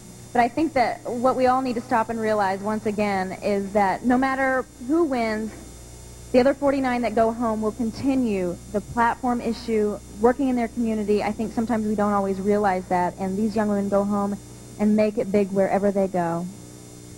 They're definitely a shining example of what the Miss America organization is all about, what they try to help all of the young women that they help this year promote their platforms, promote their communities, and also pay very much attention to their scholastic activities. That's right, and I don't think that I have to say this, but you've all done wonderfully, and you should all be so proud of what you've already accomplished. And I know that you are all so proud of them as well.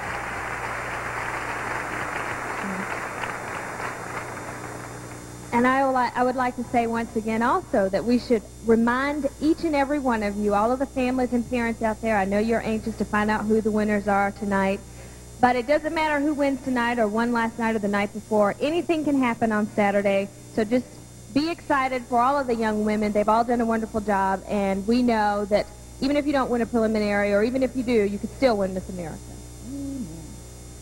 Yes. In fact, the suspense continues. We're all building up to the final competition, which is right here at Convention Hall, Saturday, September 17th. Hope you can all be here.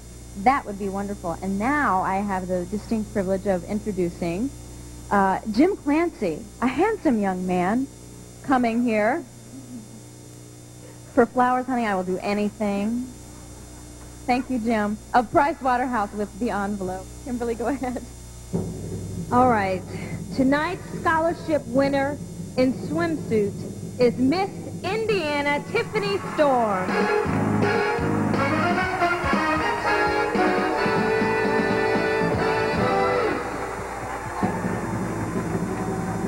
And tonight's scholarship winner in talent is Miss Alabama Heather Whitestone.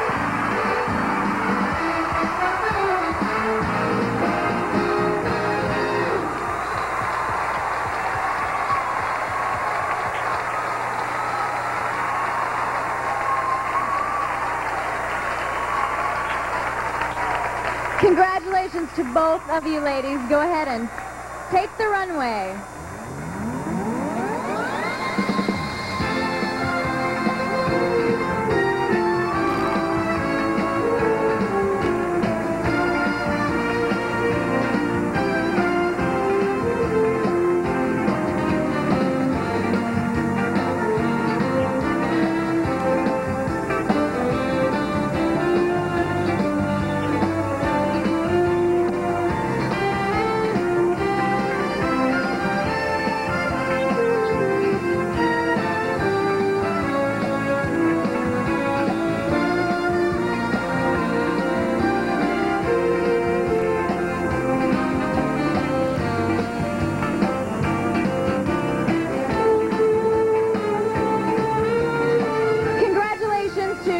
Preliminary winners and to all of the contestants, and best of luck to everyone. Thank you all for being such a wonderful, wonderful audience. You've all been just outstanding.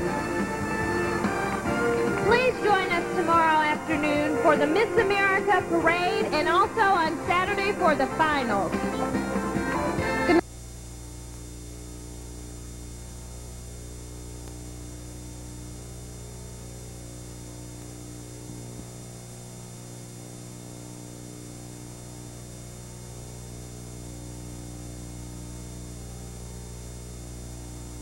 No. Yeah. Big fans of Disney or Surfboards 1, I'm not sure. Everybody had a great time there before heading to Atlantic City, and that leads me to tonight's swimsuit competition, where we are introducing yet another first. Tonight's swimsuit competition counts 15% of each contestant's total score. Our judges will be looking for an overall impression, keeping in mind physical fitness and poise. And here's the first. This evening, our contestants are kicking off their high heel shoes for the competition. It's a look that's more natural and we think a lot more fun. So once again, please welcome back our Miss America contestants. They're headed for a day at the sea and move into that golden sound of the Beach Boys. Go surfing now, everybody's learning how. Come on a safari with me. Come on a safari with me. Early in the morning, we'll be starting out. Our friends will be coming along. We're loading up our woody with the boards inside and heading out singing a song. Come on, say, surfing safari. I'm gonna say, surfing safari. Come on, say, surfing safari. I'm gonna say, surfing safari. Let's go surfing now, everybody's learning how. Come on a safari with me. Come on a safari with me.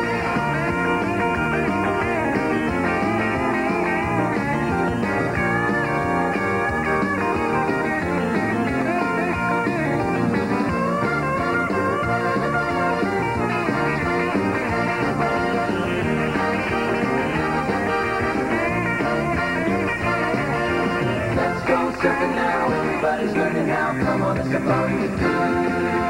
Come on a safari with me.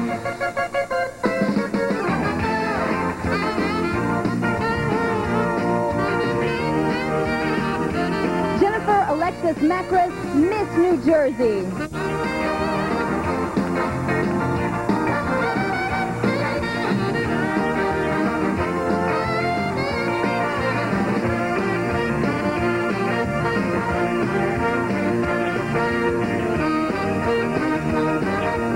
Nikki Elkins, Miss North Dakota.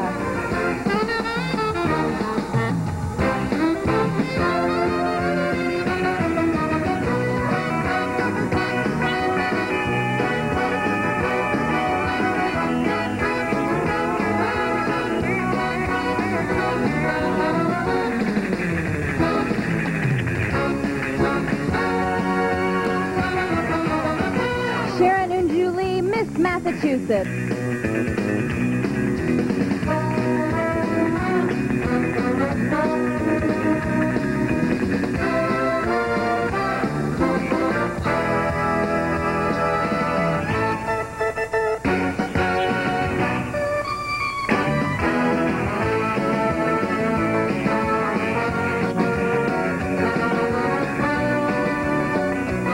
Trisha Ray Ramirez, Miss Wyoming.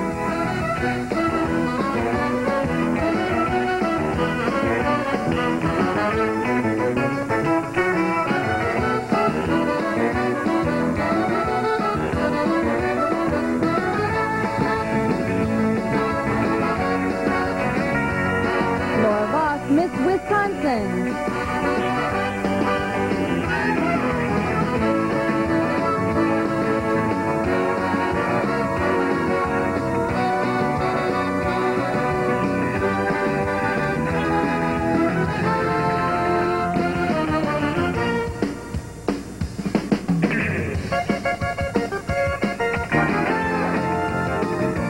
Leonie Lee Robinson, Miss New York.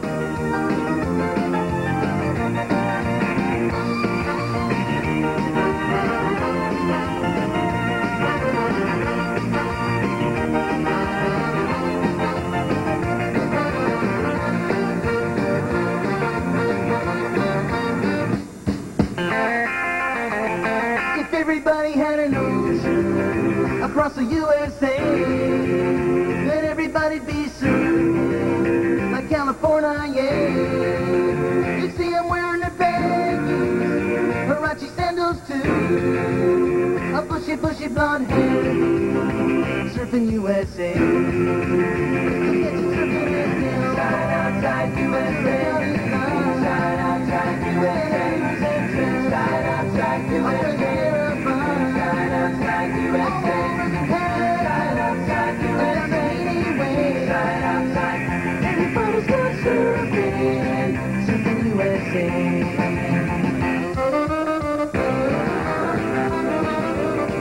Mary Grace Santagata, Miss Connecticut.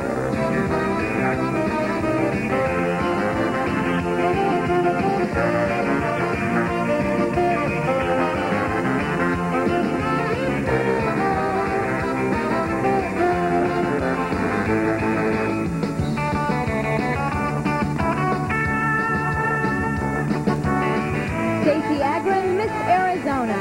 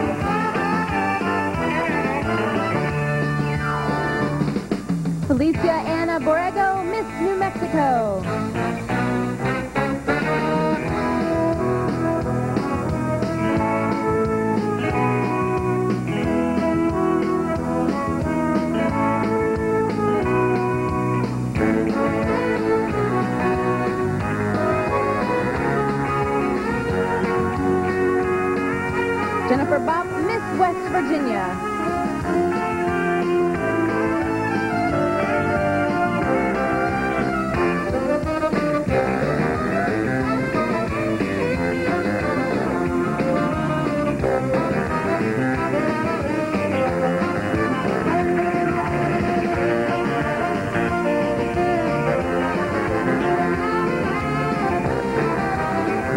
Brooke Jones, Miss Maryland.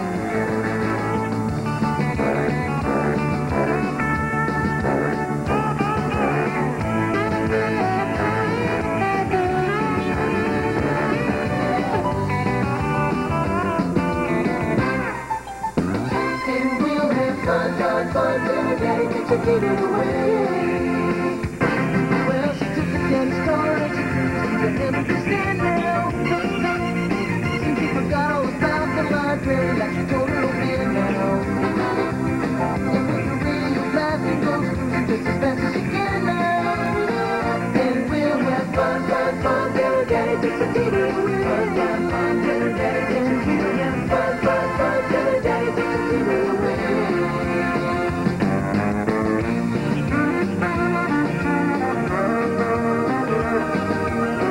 Beth Ann Rankin, Miss Arkansas.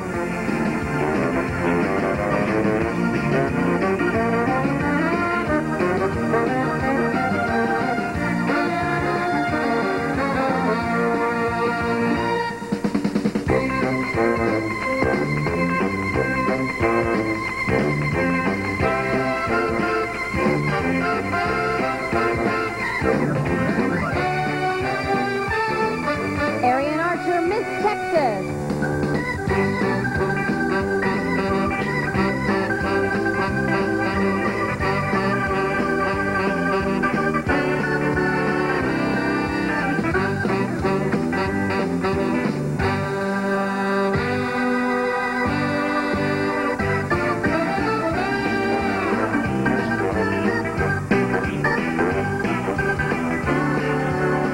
Shelleen Cockrell, Miss Colorado.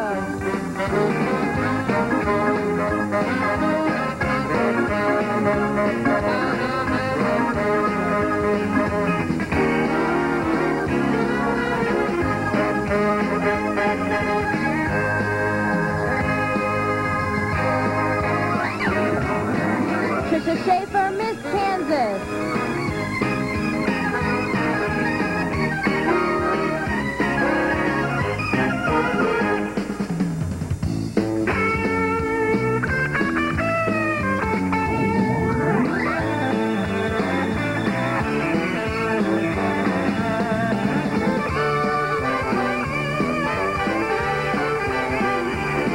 Cullen Johnson, Miss Virginia.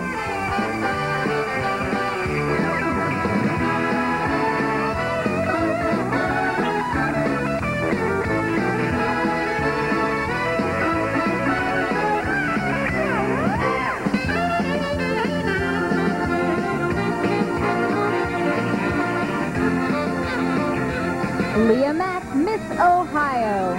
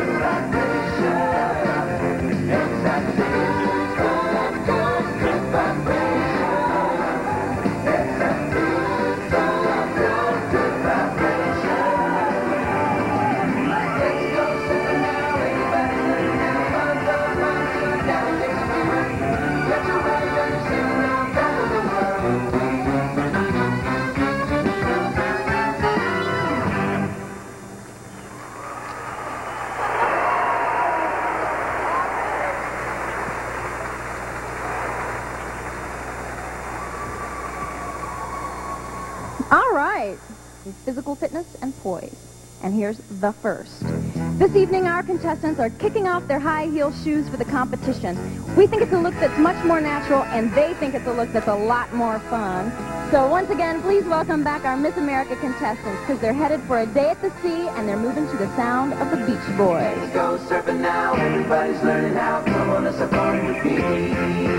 Come on a safari with me. Early in the morning, we'll be starting it out. Our friends will be coming along. We're loading up our woody with the boards inside and heading out singing a song.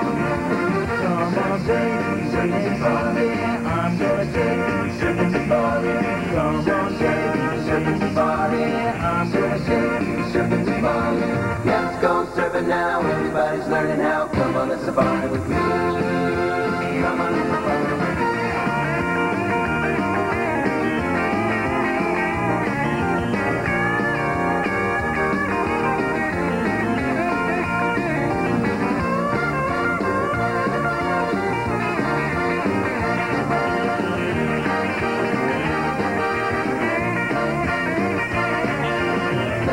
Surfing now, everybody's learning how. Come on a safari with me.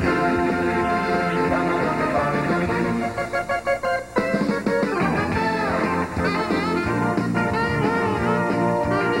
Christy Green, Miss South Carolina.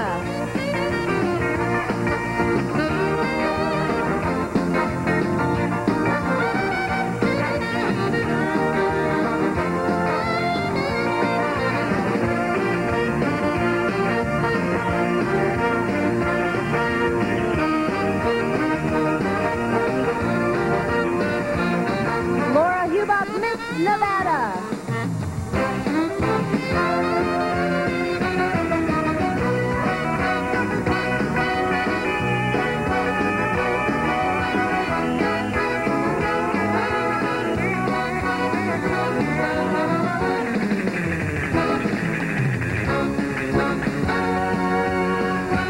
Maria Mele Kamara, Miss Michigan.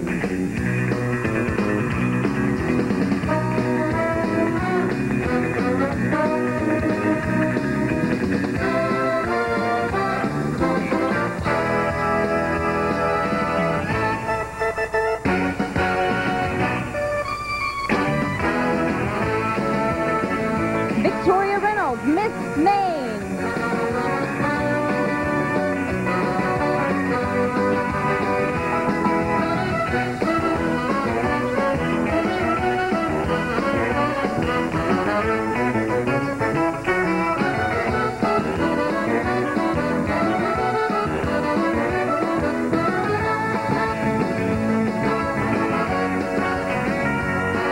Tiffany Craig, Miss Oklahoma.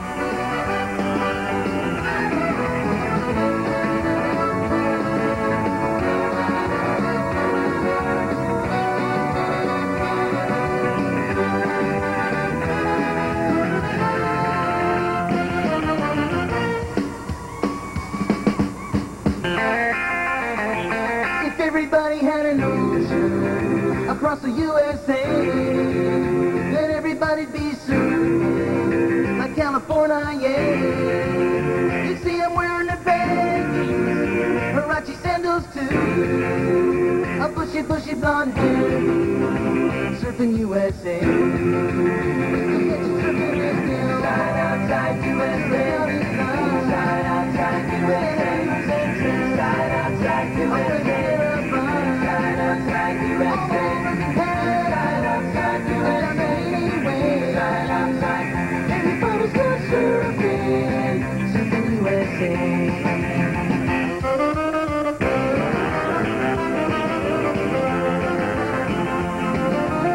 Courtney Nicole Blaza, Miss Hawaii.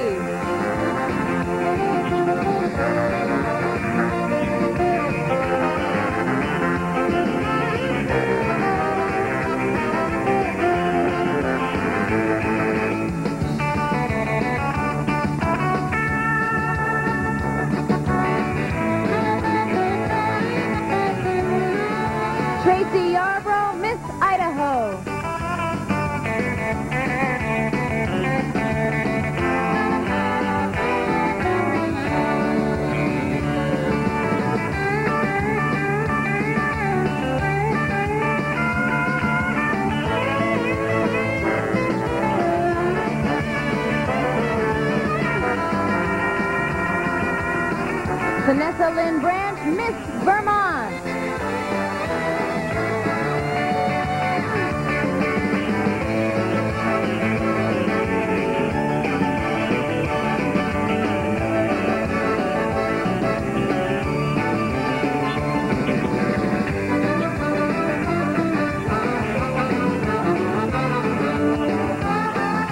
Rebecca Blowen, Miss Mississippi.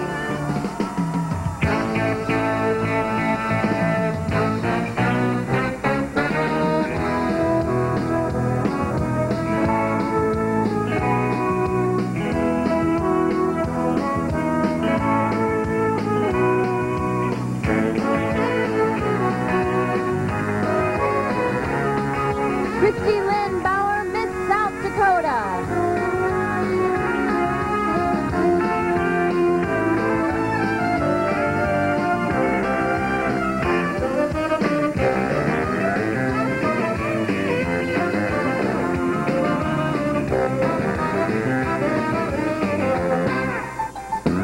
And we'll have fun, fun, fun till the day that you give it away. Well, she took the dance car and she cruised and never to stand now.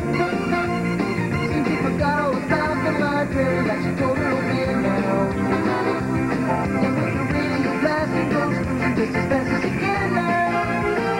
And we'll have fun, fun, fun till her daddy takes the TV away. Fun, fun, fun till her daddy takes the TV away. Fun, fun, fun till her daddy takes the TV away.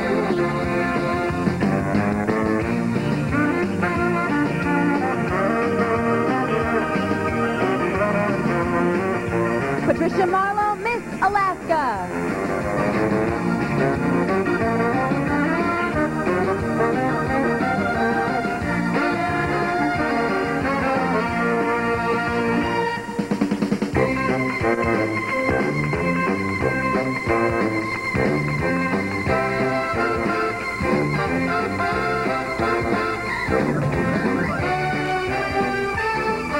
Eileen Van Driest, Miss Minnesota.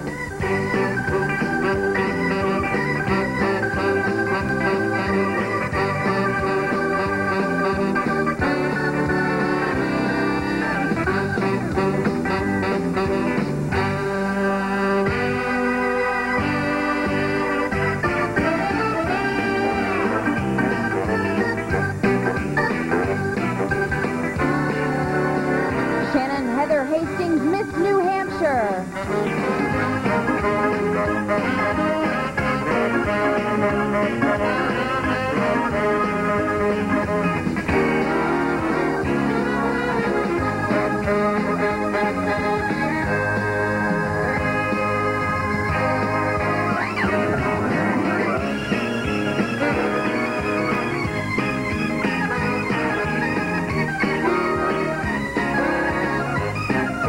Heather Whitestone, Miss Alabama.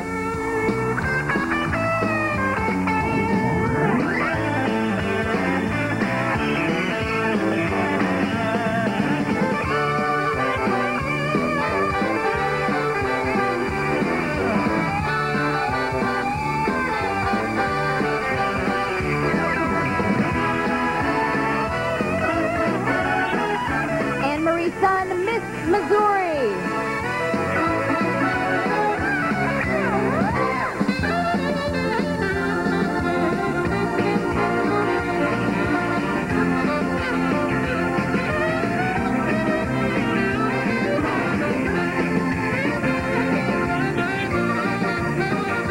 And Annalene Klein, Miss Washington.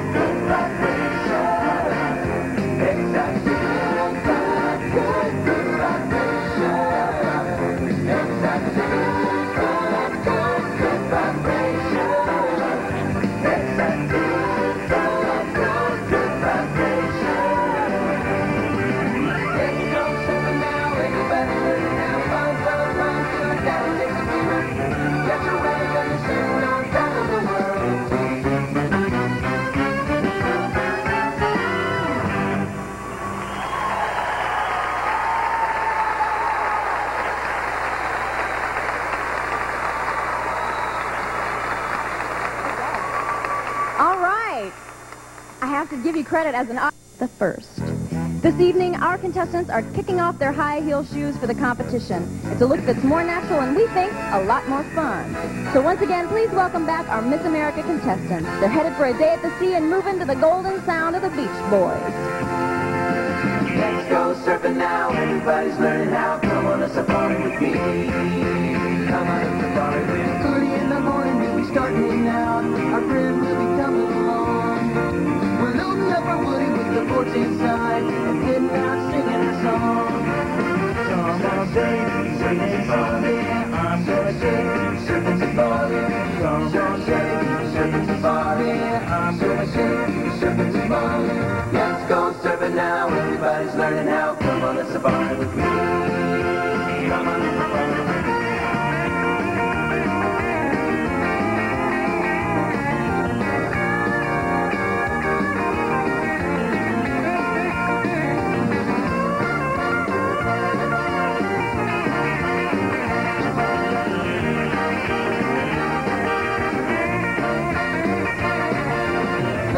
Surfing now, everybody's learning how. Come on a safari with me.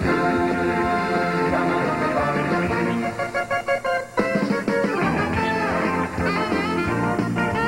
Jennifer Hansen, Miss California.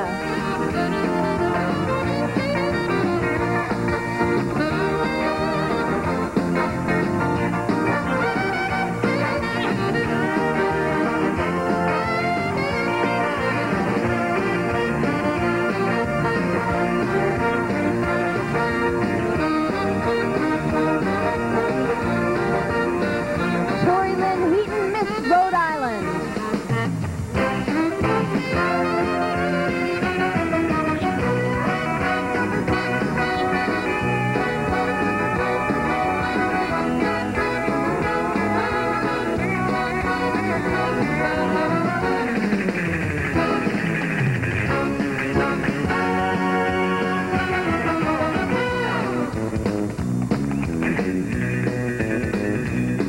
Laura Sue Humphreys, Miss Kentucky.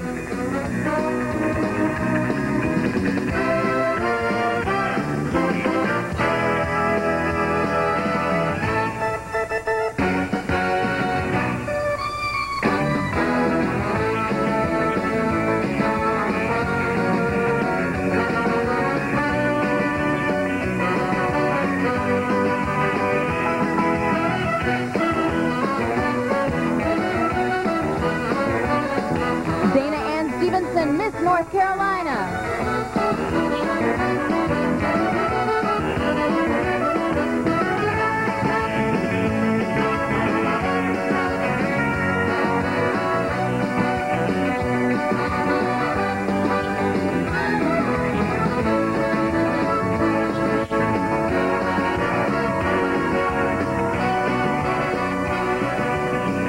Kirsten DeLee's Border, Miss Pennsylvania.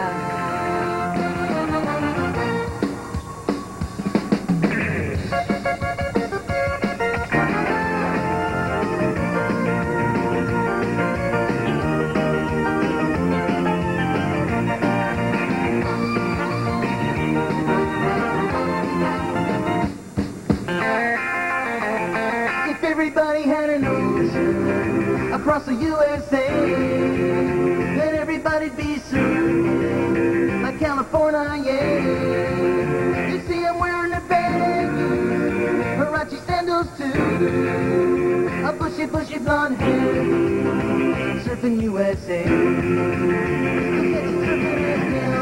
outside USA, inside, outside USA, inside, outside USA.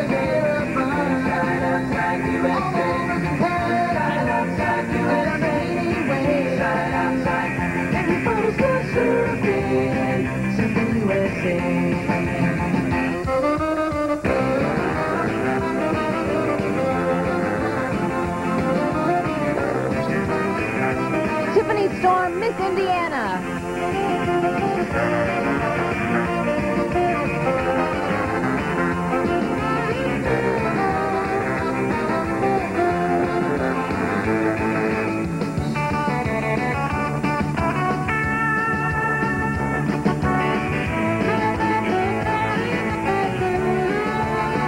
Letitia Busey, Miss Delaware.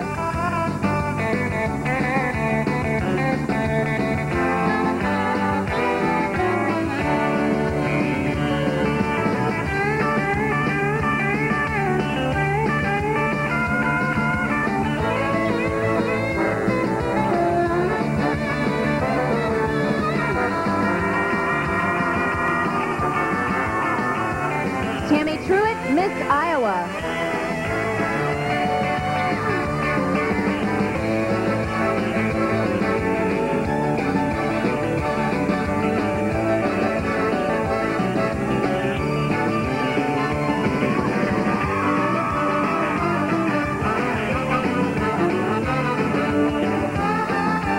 Judy Tu, Miss Illinois.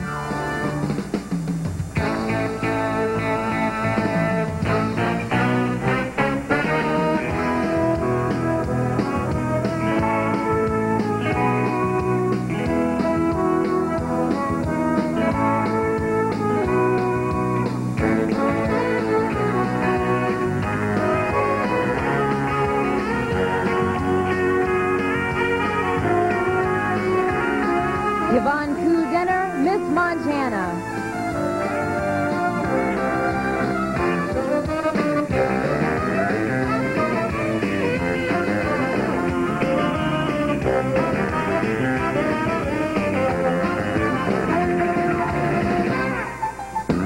And we'll have fun, fun, fun till the daddy takes a baby away. Well, she took the dance store and she cruised to the Empire Stand now. Seems she forgot all about the library like she told her old man now. And with the radio blasting goes cruising just as fast as she can now. And we'll have fun, fun, fun till the daddy takes a baby away. Fun, fun, fun till the daddy takes a baby away. Fun, fun, fun till the daddy takes a baby away.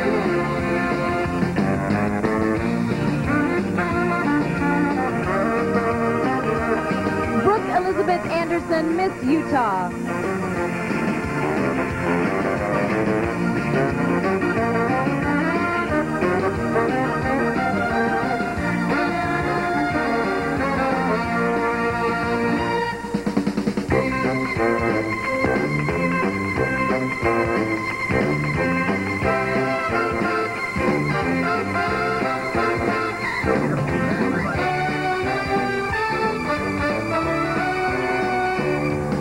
Andrea Cron, Miss Georgia.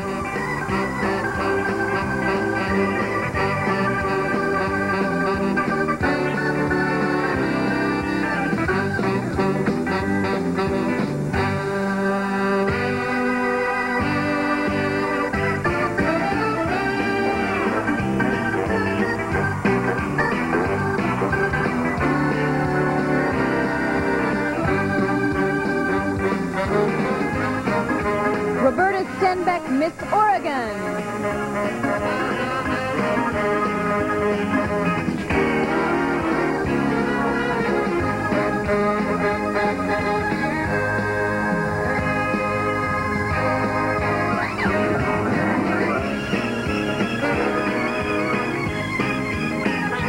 Jennifer Love, Miss Nebraska.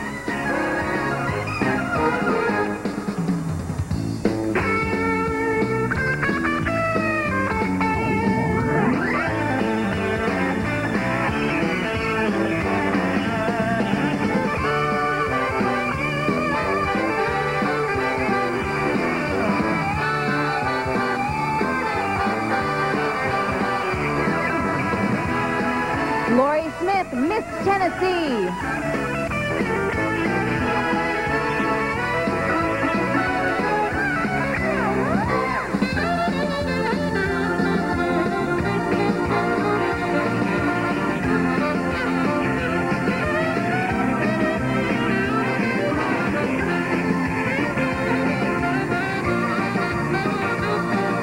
Tiffany Mock, Miss Louisiana.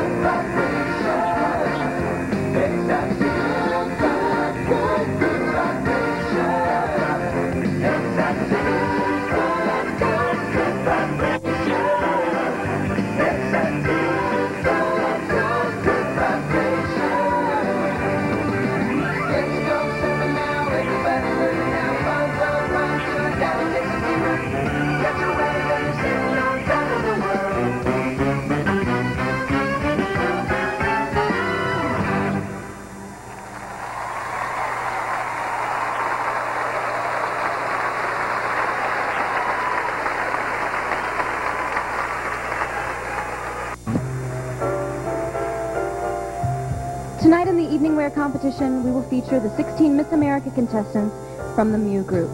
Now, before taking the runway, I'll be asking each of the contestants a question regarding her platform that I just talked to you about, the community issue that she is involved with and feels strongly about. First contestant is Christy Green. She's Miss South Carolina.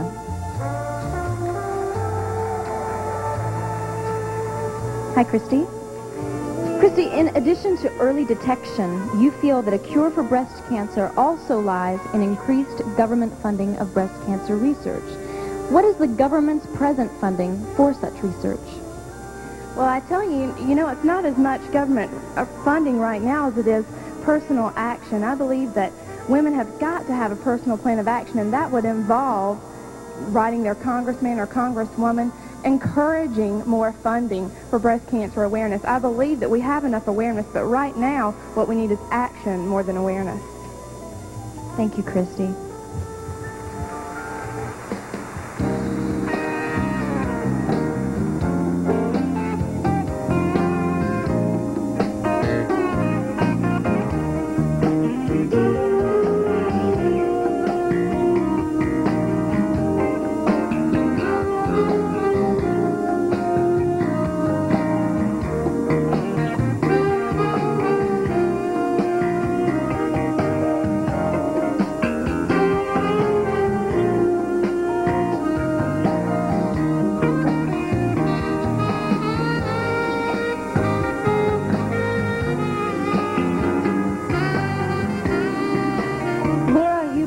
Miss Nevada.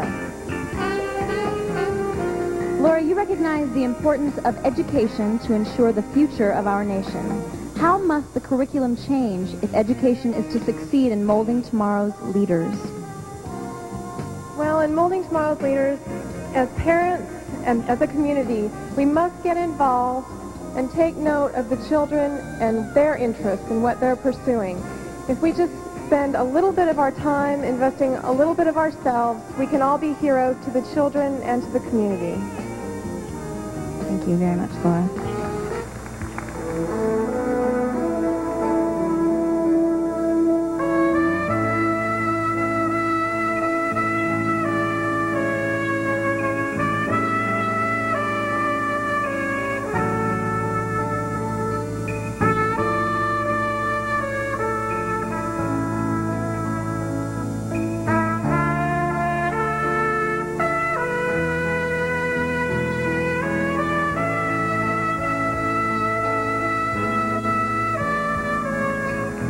Maria Malay Kamara, Miss Michigan.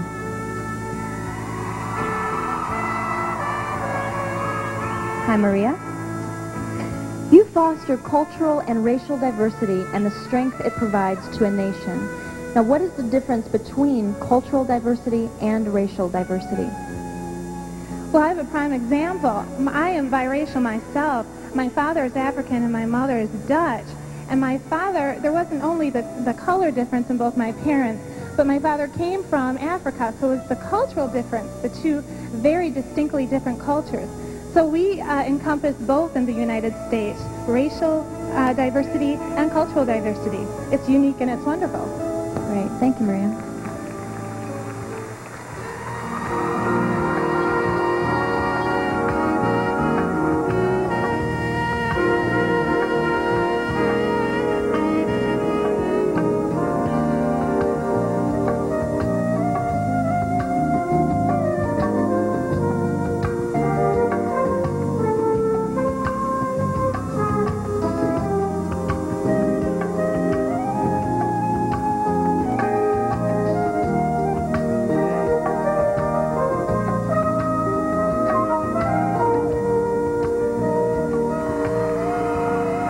Victoria Reynolds, Miss Maine. Hi, Victoria. Now, you say a country committed to diversity will find all inhabitants deserving of respect. How can you expect people to welcome diversity when they are taught to distrust those who are different from themselves? To begin with, we all must understand that there is no genetic predisposition to being one who discriminates and one who is disrespectful to others. What we need to begin to do is to educate each other about the differences that we all contain within ourselves, and we need to get celebrating those differences and relishing in them. Thank you, Victoria.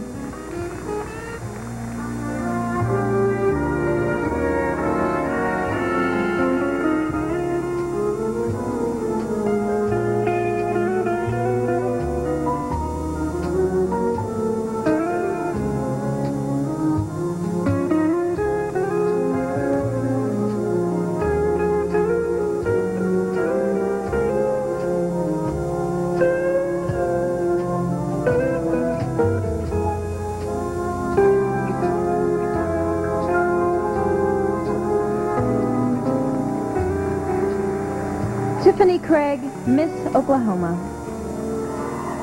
Hi, Tiffany. Tiffany, what is the answer to the increased violence in our public schools? Is it a harder line of discipline or one that features more emotional support systems? I would have to go with a combination of both. Through our government, we need more truth in sentencing and legislation. Through our schools, we need more anti-violence programs and possibly peer mediation groups for our children. And from society, we need to realize that we don't have to live in a negative society. By providing meaningful options and alternatives, we can begin to end this pattern of violence as our choice of lifestyle.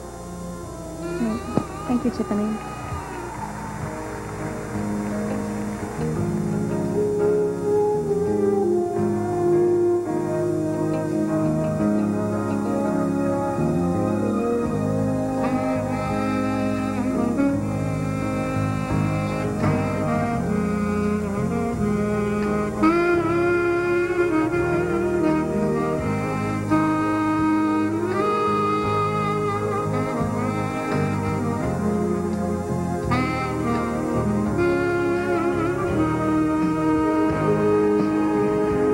Glaza, Miss Hawaii.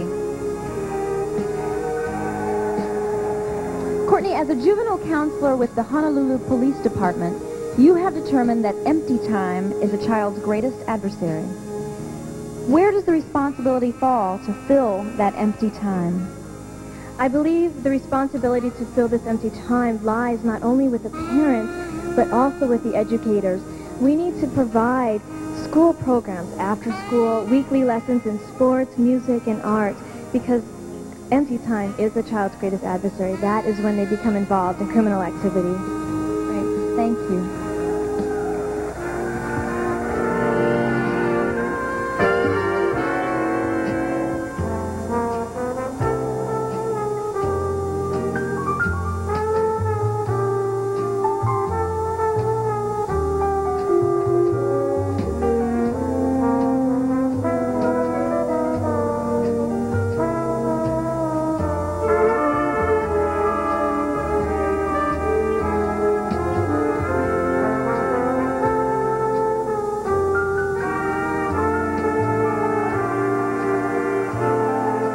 Tracy Yarbrough, Miss Idaho. Hi, Tracy. Tracy, you have said that the lack of adult guidance is often a problem for underprivileged youngsters. What kind of training and support is there for adults who volunteer to become mentors for these children? There's a lot of training. We need to realize the children of America belong to all of us. We need to take the time to show them that through the extra adult guidance, we can build their self-esteem, and showing them that through positive attitudes, their dreams can become reality. All of us need to get involved and make these children who are underprivileged, show them that their dreams are coming true. Thank you, Tracy.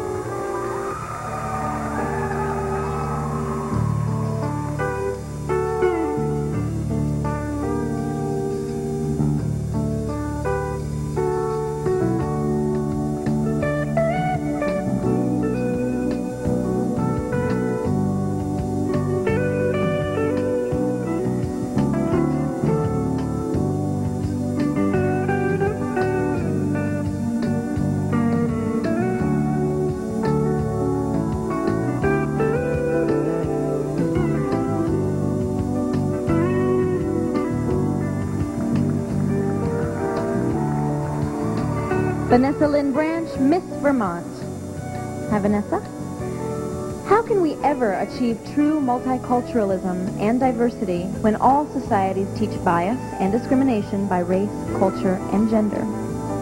I think it's important that we teach people to overcome their fears of what they don't know. The most important way that we can do this is through teaching, especially youngsters. We can teach them that there is no reason to have fears of what is different from what they know. We can teach them that everything is beautiful regardless of whether it is what they are used to or what is something that is foreign to what they're used to, that we need to respect all cultures. Thank you, Vanessa.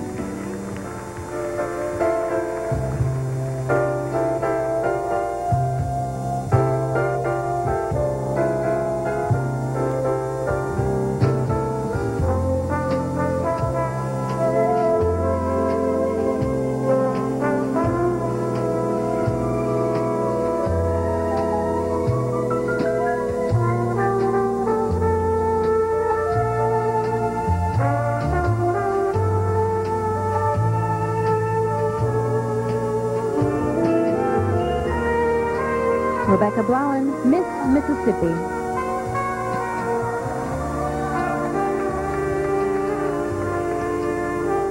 Rebecca, as an advocate of incest education, you have set out to educate, legislate, and communicate on this formerly taboo subject. Why do you feel the present legislation regarding incest survivors' rights is inadequate? Well, the main thing that I'm concentrating on now is a model code for statutes of limitation, because it hinders prosecution when laws are different from state to state. So if we can make the statutes of limitation from the same from each state, it can help solve the problem. Thank you, Rebecca.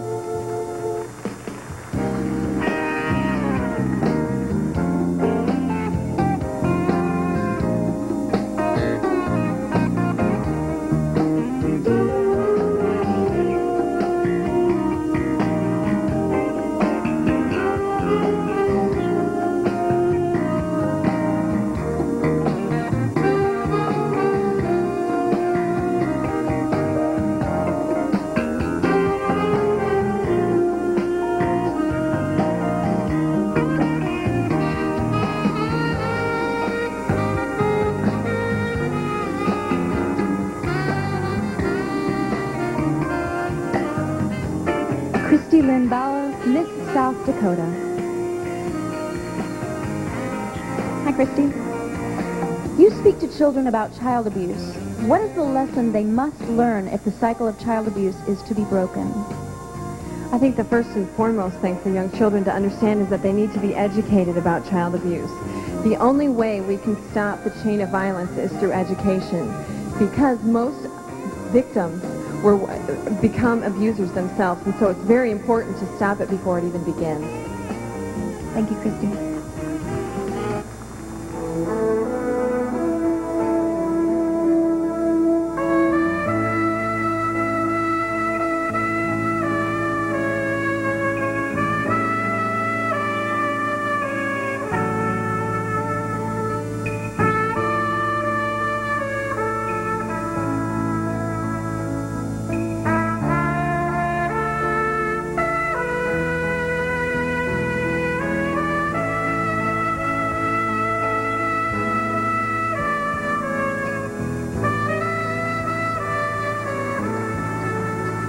Patricia Marlowe, Miss Alaska. Hi, Patricia. Now, you say that 1 in every 10 teenage girls becomes pregnant. Despite increased education about sexual abstinence, safe sex, and sexually transmitted diseases, why do teen pregnancies continue at such a high rate? I think the Follow the Family has had a big influence on this. That's why so many kids nowadays need to learn communication skills, and they need to have role models and jobs in education. If we give them these skills, assertiveness training, decision-making skills, self-esteem skills, the problem will fall in on itself, because it'll help them with the teen pregnancy problem. They'll make decisions, better decisions about becoming pregnant and being sexually active. And this will help other areas as well. Thank you.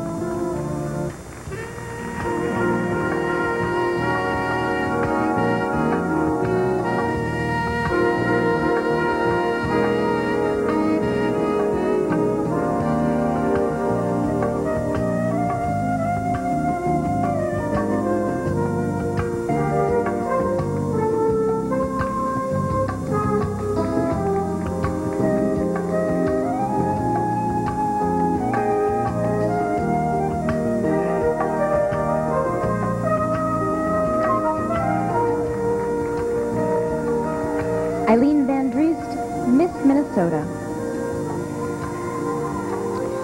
Eileen, with tighter budgets, many schools are cutting fine arts programs to save money. As a proponent of arts education, how will you convince taxpayers that arts education is more than just a frill and must continue to be funded? There are two basic reasons. First of all, if one of our goals to educate our students is to become leaders in our society and part of our business world, it's important to create critical thinkers, communicators, and problem solvers, and that's exactly what the arts do. The other thing is that just preserving our basic culture is very important so that students have a sense of self-identity. Great. Thank you, Eileen.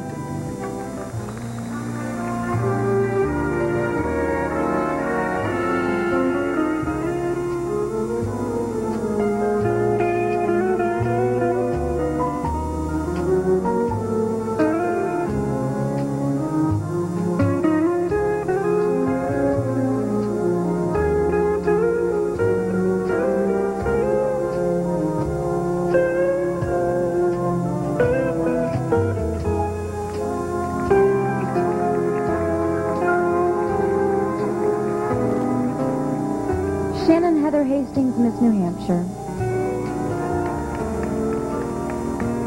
Shannon, you've developed a program to help young people develop self-esteem and a resistance to peer pressure.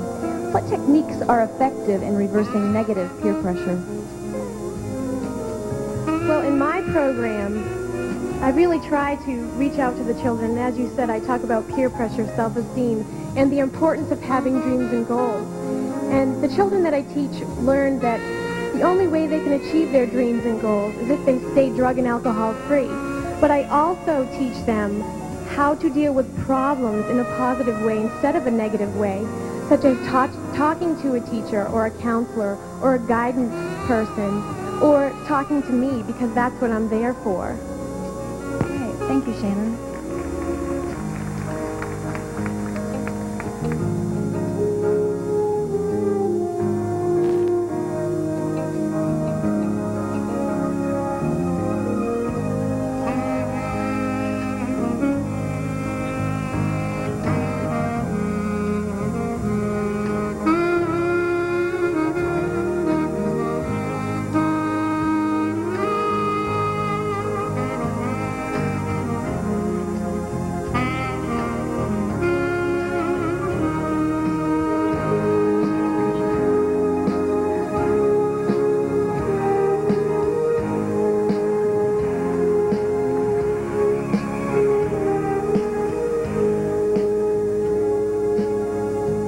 Heather Whitestone, Miss Alabama.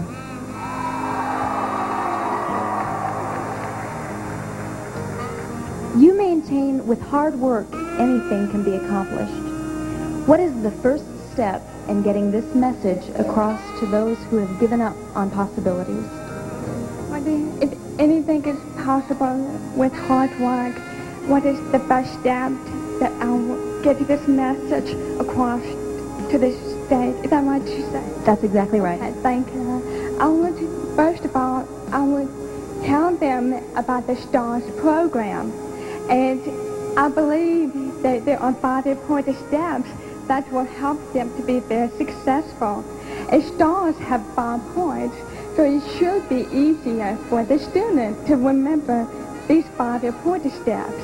It should have a positive attitude, a dream, a willingness to work hard, face your limitations, and a support team.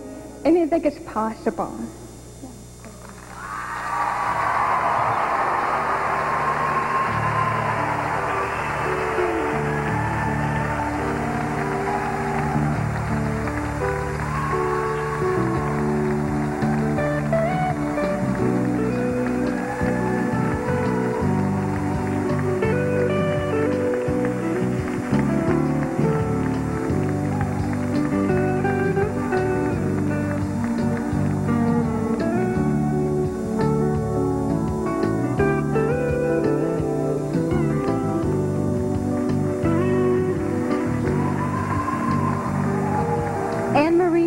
Miss Missouri. Hi, Anne-Marie. The traditional American family has deteriorated, and yet you target family support as a chief salvation for children at risk.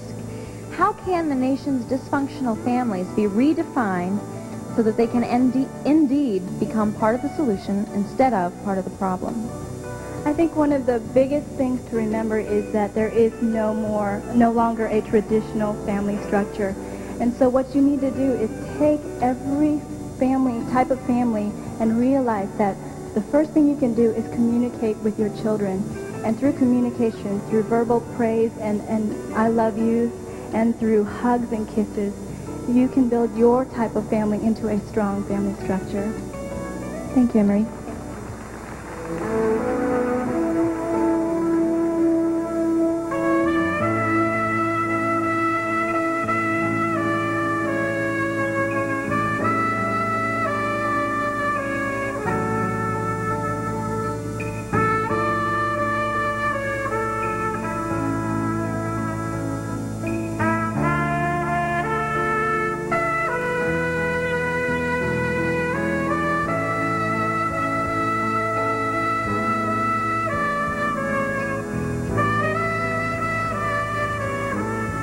Annalie Klein, Miss Washington. You extol the virtue of responsibility. How can youth possibly learn responsibility in a society where their seeming role models are violent, thrill-seeking, and corrupt, and we seem to get away with it?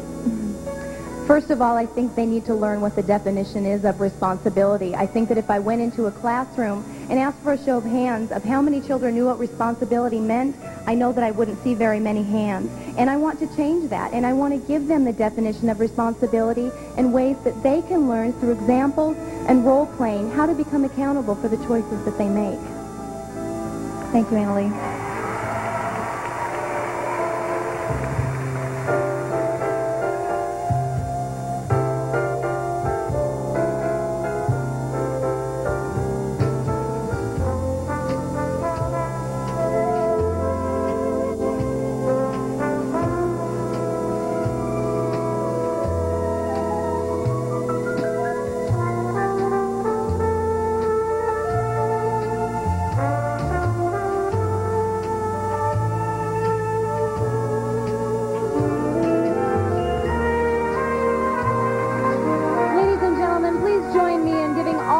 Contestants another well-deserved round of applause. Everyone knows that only one of these will be Miss America.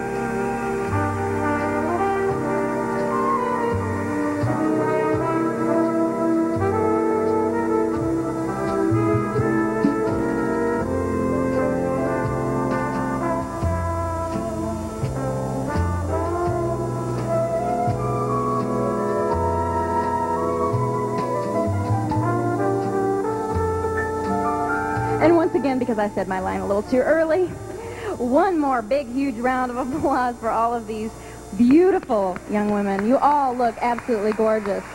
So articulate and well-spoken. You're just great. Now, as I said it before, we all know that only one of these young women will be crowned the next Miss America. But what so many people don't know, or perhaps don't stop to consider, is that our contestants continue to be very involved with their platforms right through college and into their private and professional lives. That is so true. Each and every one of these young women reflect today's American ideal because of their self-motivation, because of their commitment to their communities, and because of their talents. You've seen them. Definitely. All of our contestants who have reached this long journey to Atlantic City should be very, very proud of their accomplishment. We should also remind everyone that no matter who wins the preliminaries tonight, anything can happen on Saturday night. Leanza and I know that perfectly well. So keep that in mind. All right, so the suspense is only beginning. This is only the first night. So if you're like full of suspense now, by Thursday, it's just going to be rocking. There are 2 more nights of preliminary competition, and then on to the big final competition on Saturday night, right here at the Convention Center. And now, we want to go ahead and announce tonight's preliminary winners and introduce a very important man. Here's Jim Clancy of Price Waterhouse with the envelope. Thank you. Kimberly, I think it's very appropriate that you do the honors. Okay. Tonight's scholarship winner in Swimsuit is Miss Virginia Cullen Johnson.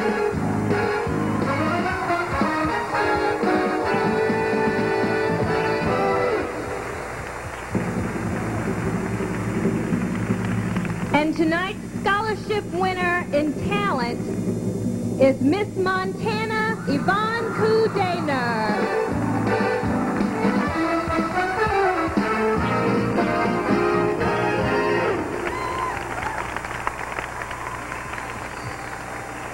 All right, ladies, congratulations to both of you. Now take your walk down the runway. Congratulations. Take your walk. And enjoy yourself.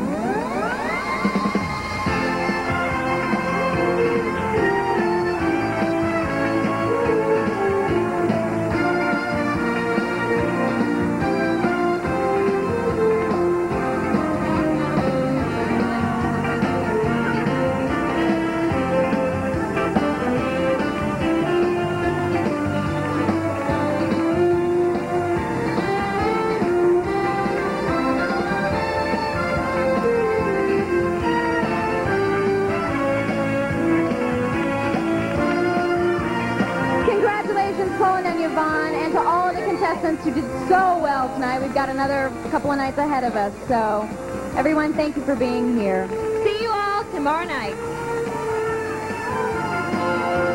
Good night, everyone.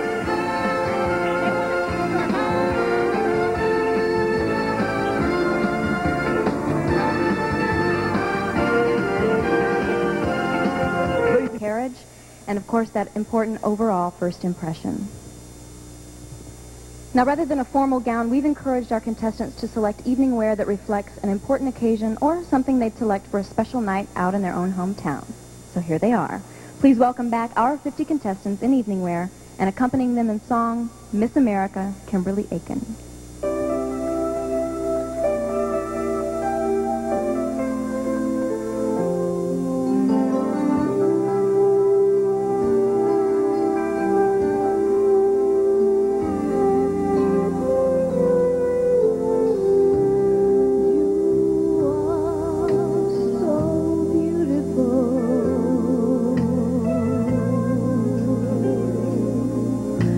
To me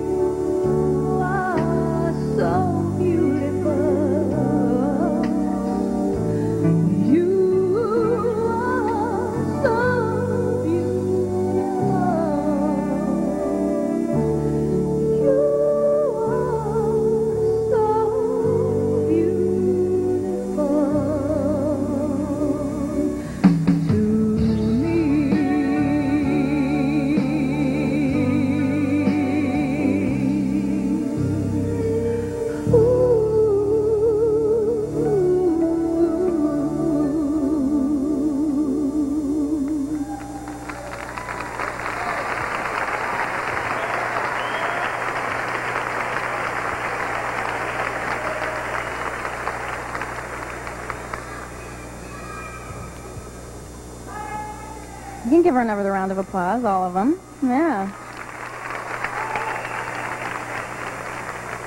I love hearing Kimberly sing, don't you? Beautiful. Gives me chills. Now, tonight in the evening wear competition, we feature the 16 Miss America contestants from the Mew group. Now, before taking the runway, I'll be asking each of our contestants a question regarding their platform or the community issue that she's involved with and feels strongly about.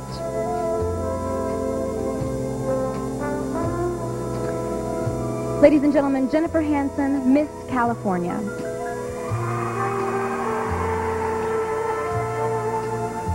Hi, Jennifer.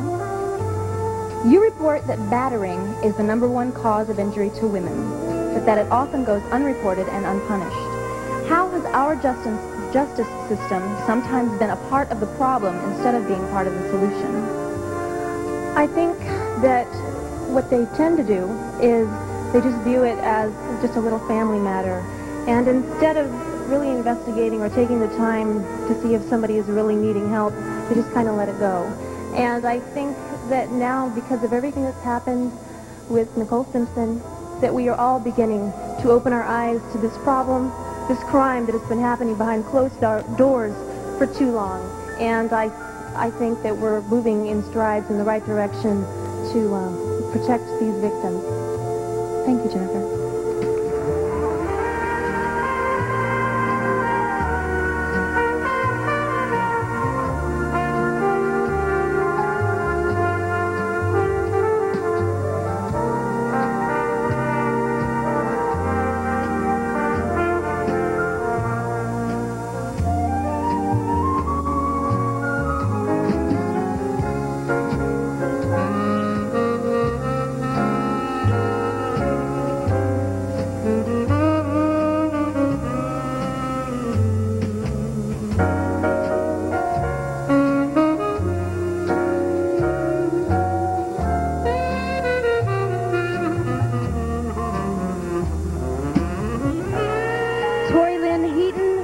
Rhode Island. Hi. As a police officer, you have to deal with those who abuse drugs and alcohol. How can law enforcement be both sensitive to the problems of these people and at the same time hold them to the letter of the law? Well, as a police officer, and my platform being educating, well, my platform is basically educating children about alcohol and drug abuse. And with the DARE program, hopefully, we can educate our children, because our children are our future. And it's so difficult for them to realize that no matter what they face, they have to know that they can improvise, they can adapt, they can overcome no matter what the odds are. And as a police officer working with the DARE program, which is Drug Abuse Resistance Education, I believe that I can help them to, through the letter of the law, as well as educating them. Thank you very much.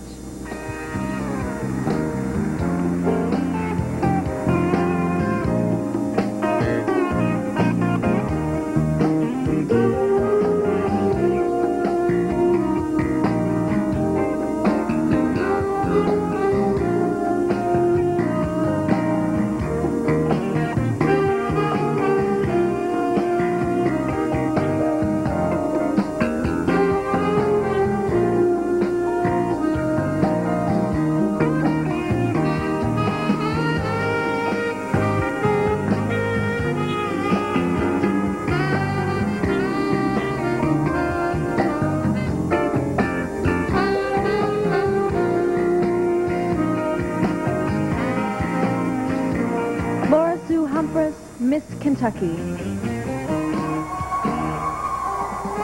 Laura, you are a literacy volunteer. What special skills or training must one possess to tutor illiterate adults? Through the Literacy Volunteers of America, the program I'm involved in, we must have a training session that consists of 18 hours worth of preparation. It prepares us for lesson plans, and it enables us to work with those students and have compassion for those students and know how to deal with their individual problems. Thank you.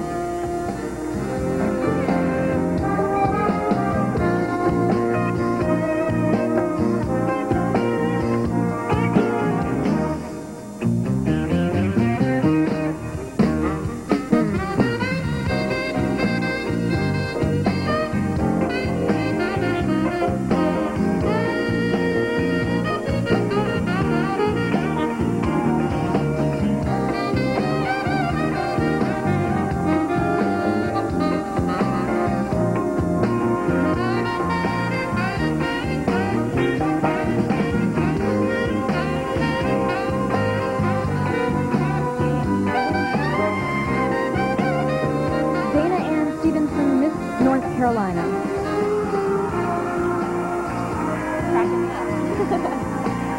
Many role models are celebrities who are sometimes known for substance abuse. This being the case, how effective can a crusade be to reduce young people's demands for drugs and alcohol? I think a crusade can be very, very effective because with my crusade I've reached over 1 million people, and even though there are 133 million Americans who have used alcohol or illicit drugs in this past year, I think that the 1 million people that I've reached with my message can really make a difference, because what I try to do is make people feel important, especially the elementary school kids, because they all have a talent that they can share with the rest of the world, and that's very important for them to know that they have something that can truly make them a success. Thank you.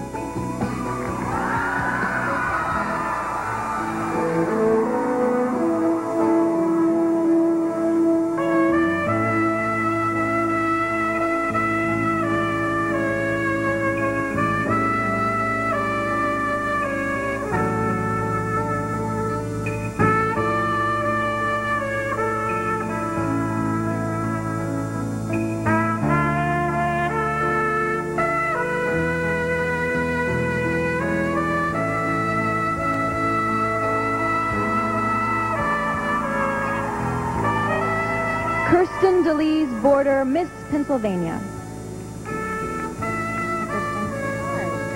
You hope to solve voter apathy through a youth-directed voter education program. Once you get these young people registered to vote, what's to keep them from falling into the same apathetic rut as present voters? I think that if we can get them involved, especially in local elections, they can realize that their votes are very important, because many local elections are swayed by very few votes. At that point, they can then get involved with larger elections, and I believe that first-time voters are lifetime voters. Thank you.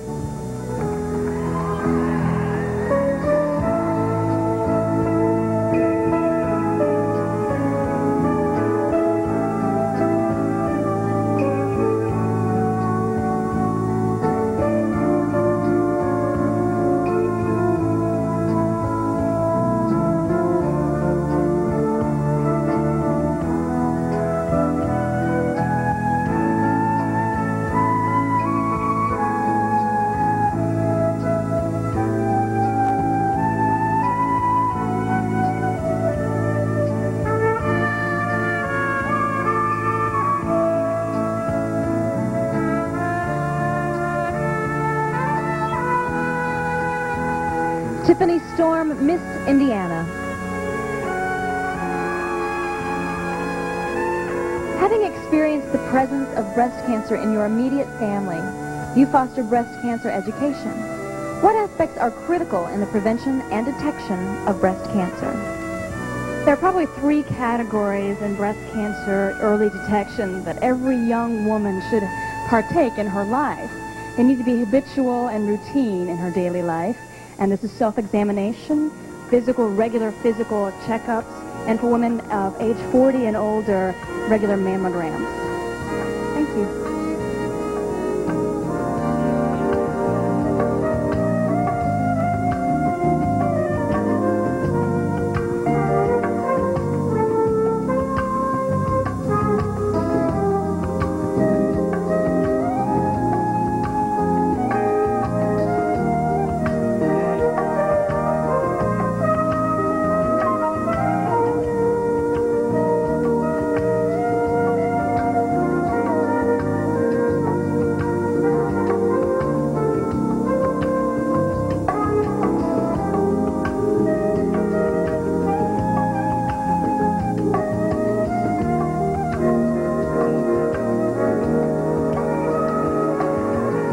Letitia Pusey, Miss Delaware.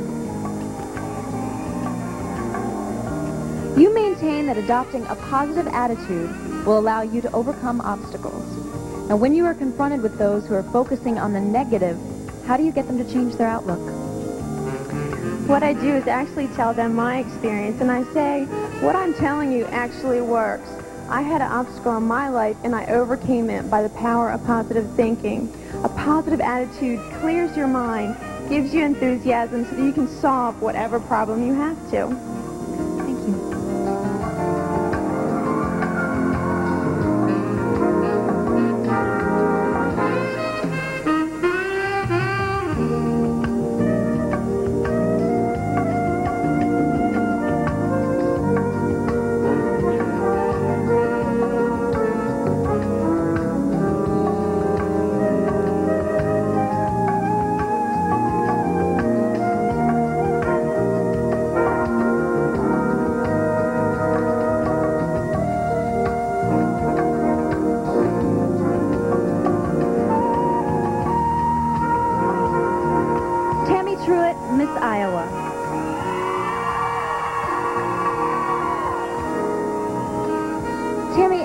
topic of rising violence, you mentioned that communities should establish safe havens where youth can feel secure and redirect their lives. How would you go about setting up a safe haven, and how would you keep it safe? Well, for one thing, we have so many existing safe havens that have been successful for so many years. Those of the Boys and Girls Clubs, Boys and Girls Scouts of America, YMCA. I want to advocate those programs and get them in communities that may not already have those programs. And I want them to be able to give the youth a place to feel safe, interact safely, provide positive role models, and give them some morals and standards so they can have the right to choose between right and wrong. Thank you.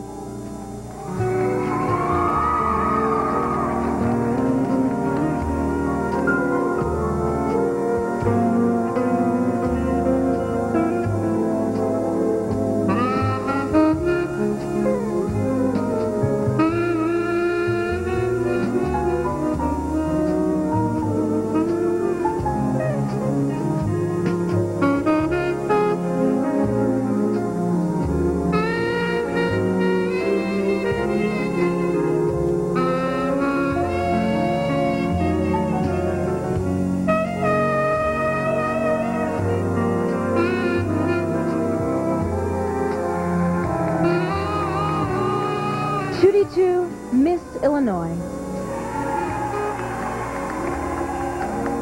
Violence among our nation's youth has reached alarming levels.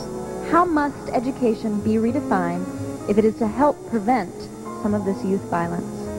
Education on all levels, Leanza, as I'm sure you are aware with your AIDS platform, has to start at every age. Kindergarten, grade school, high school.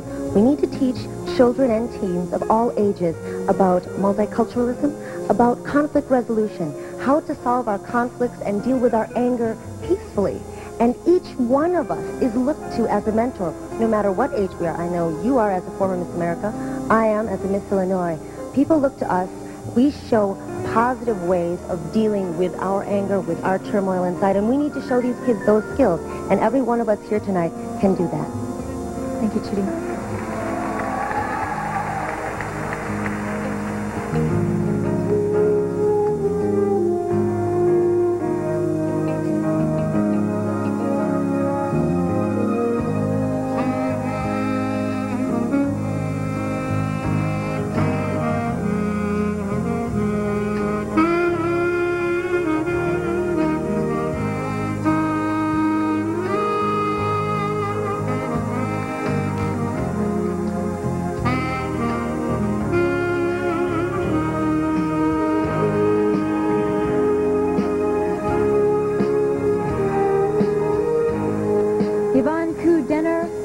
Montana.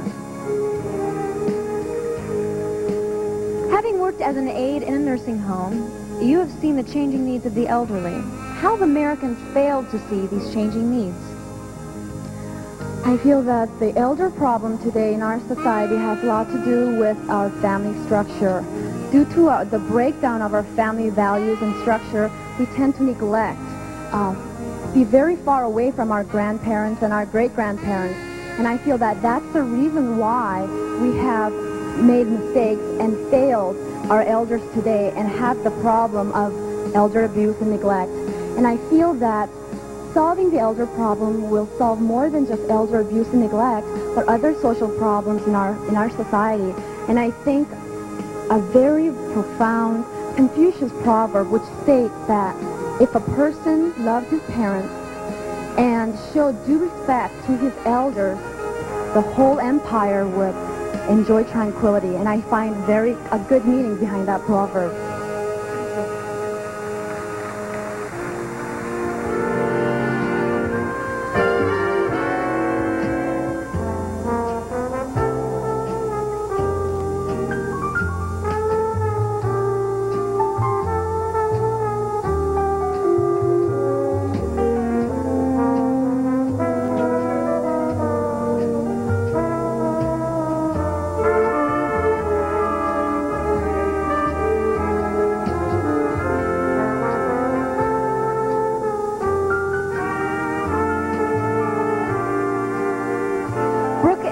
Anderson, Miss Utah.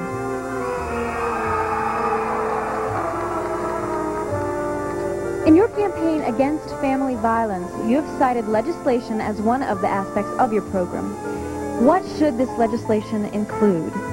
Well, a long time ago, men could beat their wives with a rod that was no thicker than their thumb, and it was called the rule of thumb. But now we are seeing laws change, and I think a very important law that has been legislated is a no-drop policy. And after the cycle of violence has been completed, and the honeymoon cycle comes into phase, where the men decide to give flowers and apologize excessively, then the woman many times will want to release the restraining order. And I think that that needs to be kept on. So I feel that this is one of the most important laws that should be legislated. Thank you.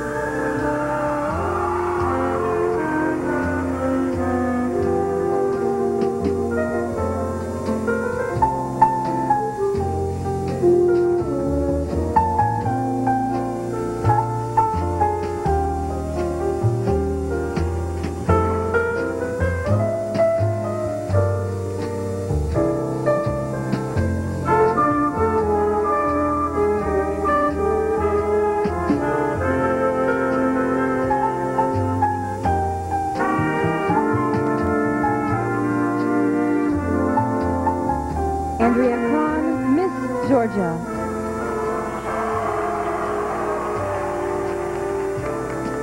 Mastering good parenting skills is one of the challenges you have addressed in your work against child abuse. What are some of the key positive parenting skills that you have found to be lacking? I think that parents need to have empathy for their children.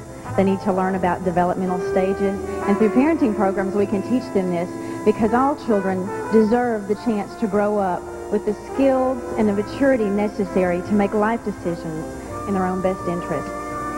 Thank you.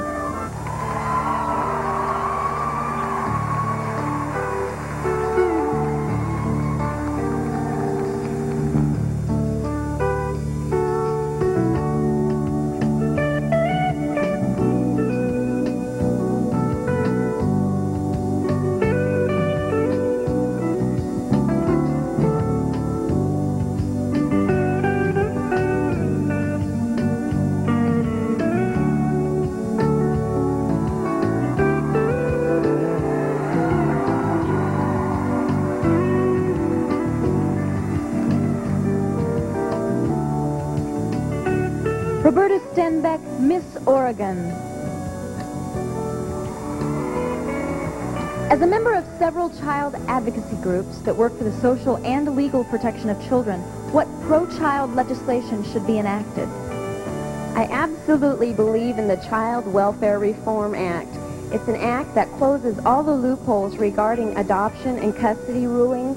It provides children who are incapable, loving homes the ability to stay there. Great, thank you.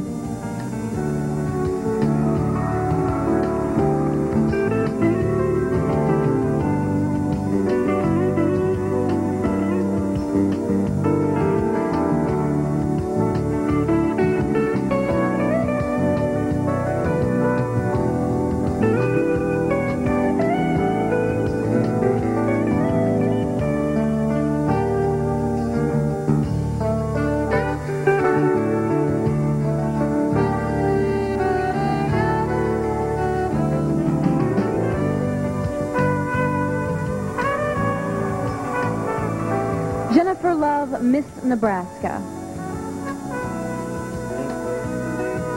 Despite attempts to educate students on the dangers of alcohol abuse, you have noted that alcohol abuse among the young is still a massive problem.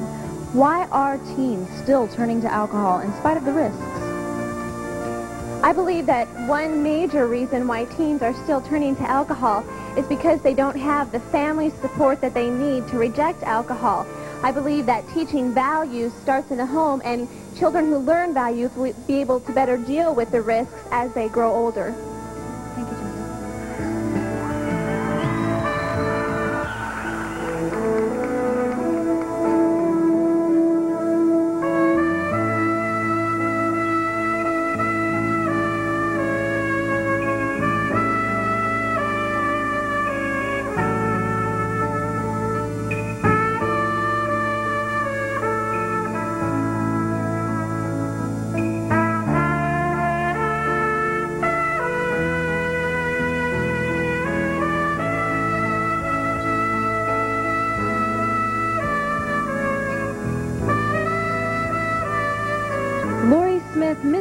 Tennessee.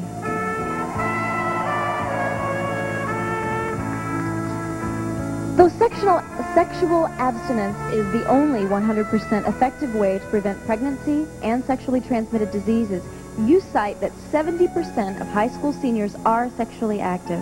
Why are so many willing to take such a big risk? I think that these teenagers are not being made fully aware of the risk that they're taking.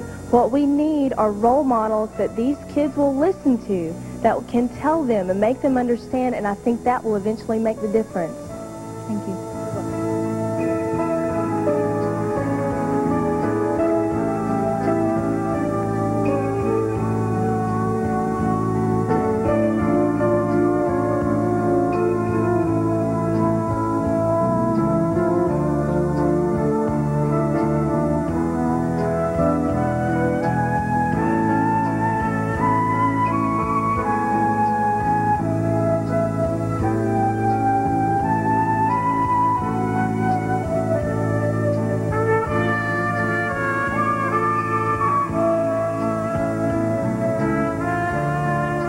Tiffany Mock, Miss Louisiana. You have developed and produced a television show that celebrates achievements of successful young people. How do you reach those who haven't achieved success and have no expectation of doing so? Well, as a television news anchor, I do have a lot of capability to use my resources, and I've done that and developed Say Yes to Success, which is a television series highlighting exceptional young people, and not all of them are your typical overachievers. Some of them are overcoming some incredible obstacles. And what I'm trying to do through this series is to show those who may not have been born with the God-given assets that all of us have, that you too can succeed. It just takes having faith, belief in yourself, and a positive attitude. Thank you.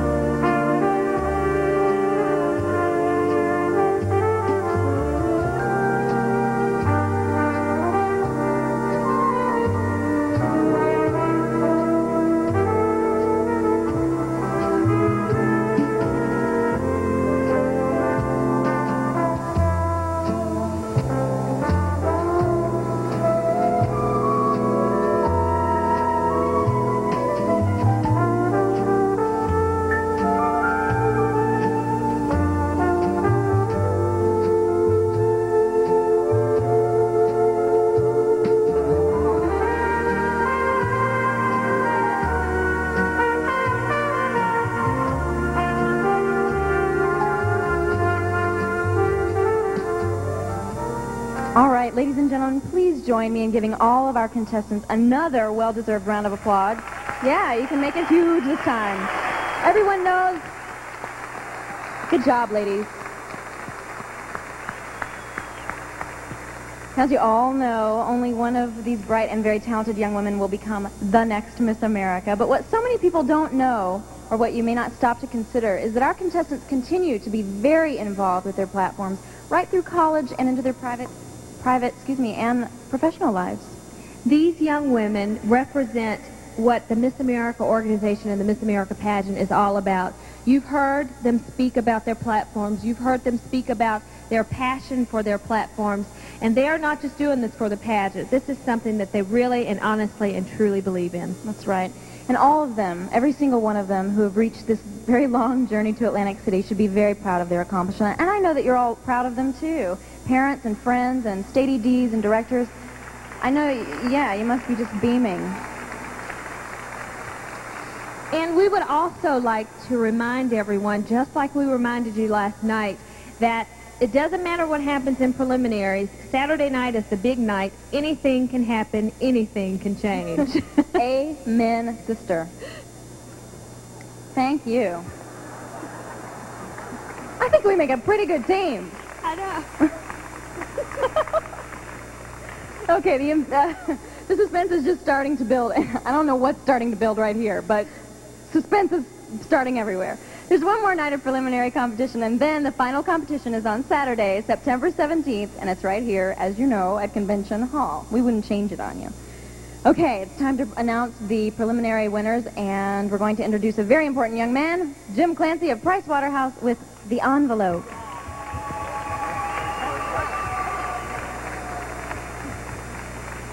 All right. All right, Kimberly. This is your job. Okay, tonight's scholarship winner in swimsuit is Miss Alabama Heather Whitestone.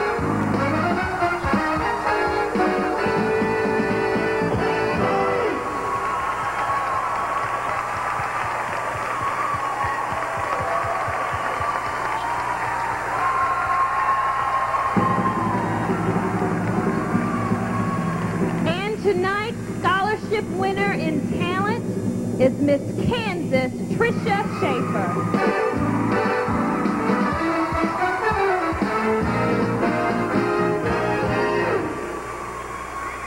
All right, ladies, congratulations to both of you. Take the runway. Enjoy.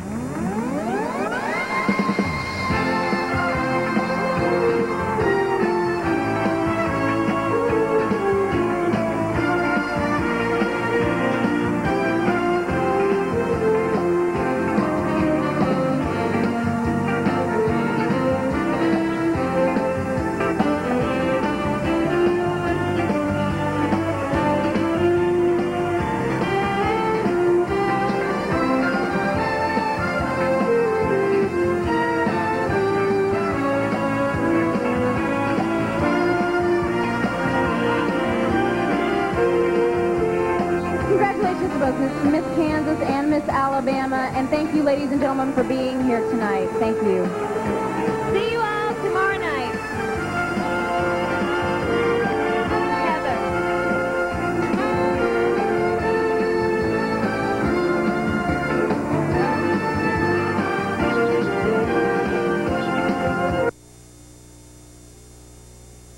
Beautiful, as always.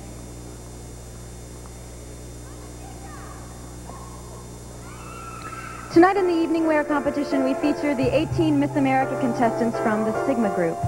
Before taking the runway, I'll be asking each of the contestants a question regarding their platform, which is the community issue that she's involved with and feels strongly about.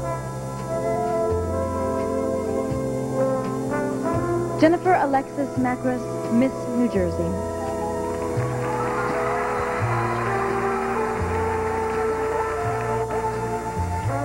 Large numbers of children are abducted annually. How can we make children streetwise for their own protection without destroying their overall trust in humanity? I think the most important thing that parents can do is teach their children that it's okay to say no to an adult. Now, that doesn't mean to teach them to be disrespectful, but they need to teach them that they do have power, that they do matter even though they're small. I also think it's very important that parents teach their kids and role play with their kids each lure, each trick that abductors use, because I think that's the best way the kids learn. And I think the third thing that parents can do that is so important is make sure that all of the people that take care of your children get a criminal background check. You need to know who is taking care of your children. That's the most important thing. Thank you.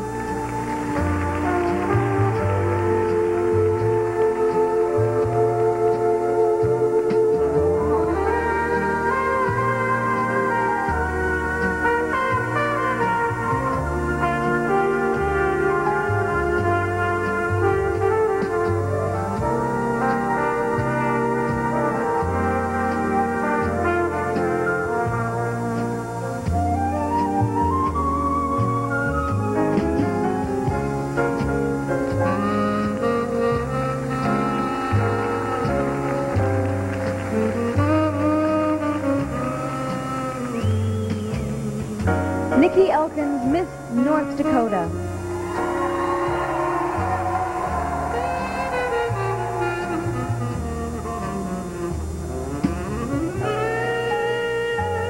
Nikki, according to your statistics, nearly 3 million children are victims of child abuse and neglect annually. How can working with the victims of child abuse stop the perpetrators? Working with the victims is like telling them to talk about their abuse so that they can get it out and help other people. And I really feel by my sister's molestation that it heals the victim to be able to talk about their abuse.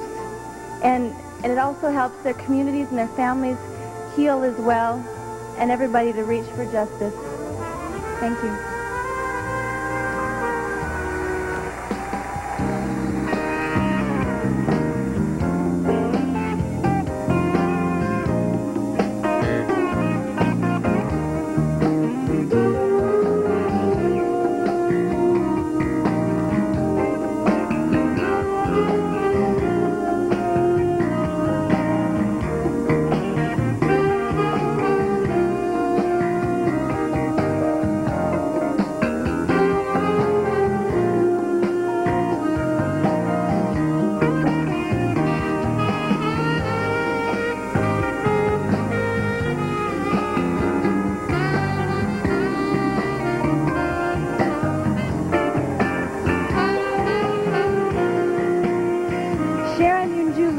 Miss Massachusetts.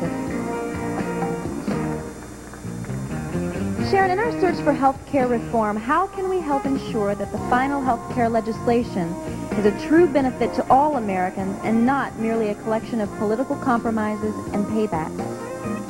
It's absolutely right that there are a lot of problems right now in our legislation that we need to overcome. We need to get past the bipartisan tug of war that's going on and really get to the nitty-gritty of the subject, and that is the high cost of health insurance. If we can lower the cost, we can guarantee that every citizen of the United States gets that basic right of health care. And my platform deals with that issue, and that's preventative care. It's a long-term solution, but if we each take care of ourselves now, we can not only have healthier lives, but we can really reduce the cost of health care in our entire country. Thank you, Sharon.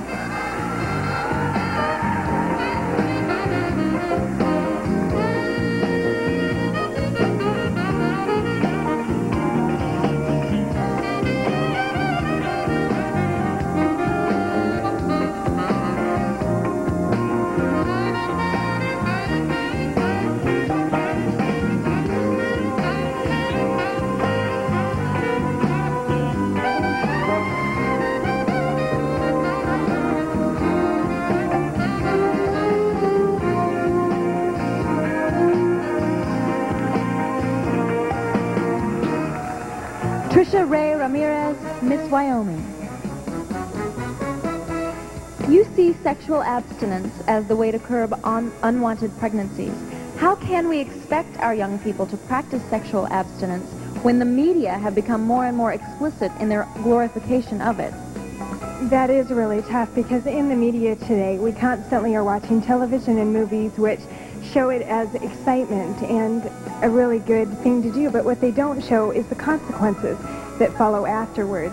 1 out of every 10 teenage girls are pregnant or become pregnant each year, and so what we can do is teach them about the consequences that do follow afterwards. It's not just this is fun and exciting, but there are negative consequences afterwards. Great. Thank you, Tricia.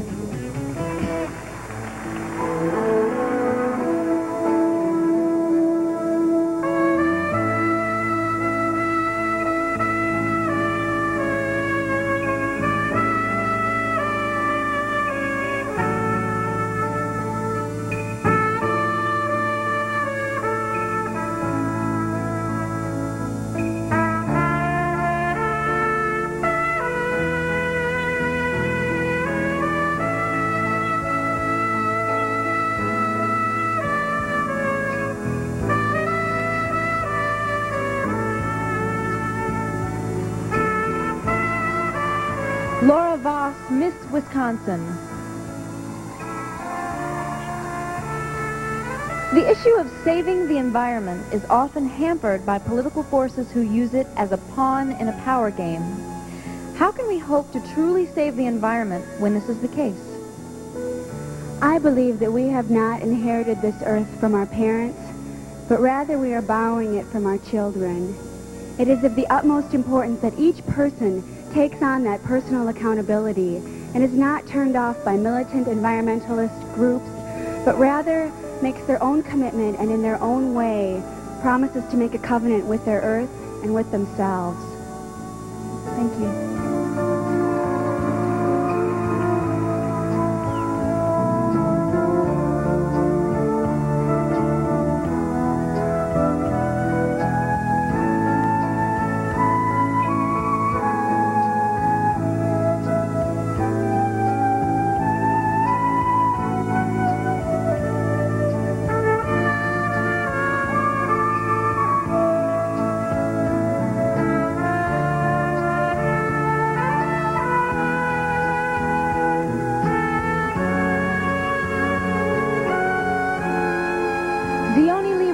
Miss New York.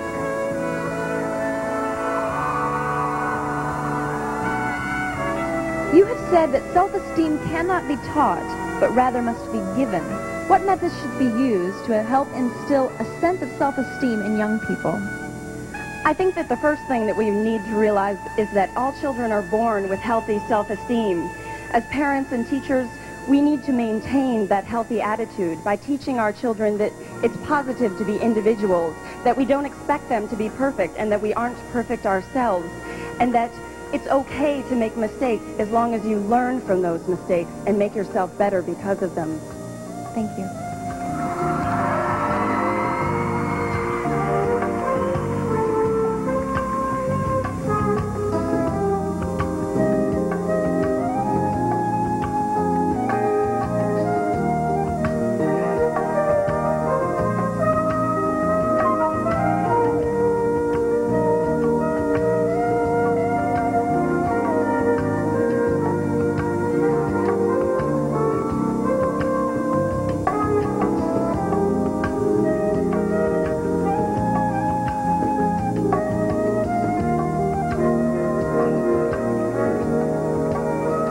Mary Grace Santagata, Miss Connecticut.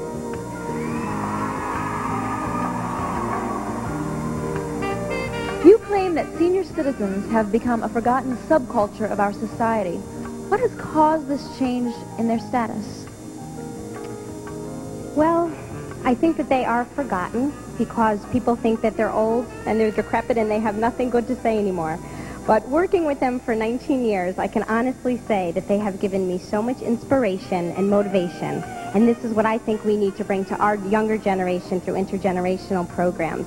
Because I know I live each day to its fullest because of them, because of their will to live each day. And that's what I think we need to tell our young people.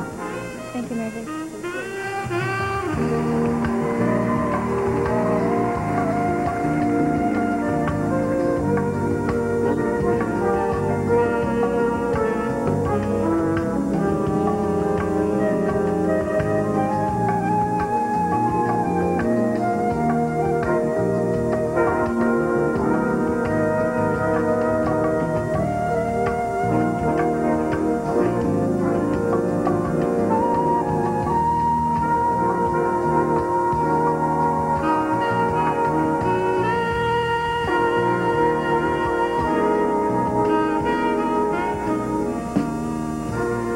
Stacey Agron, Miss Arizona.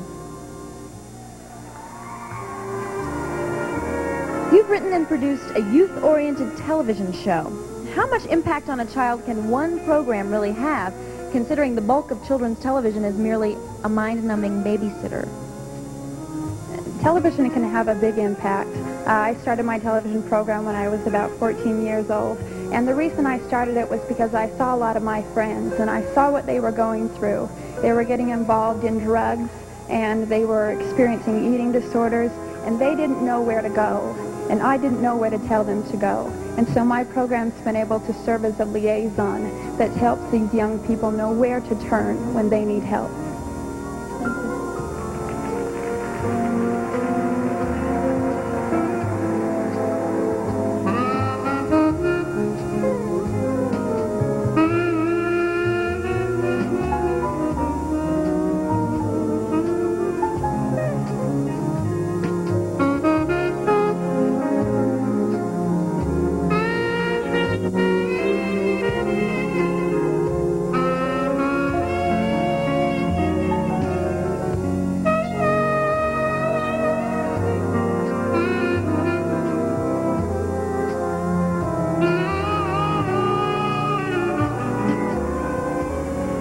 Megan Welch, Miss Florida.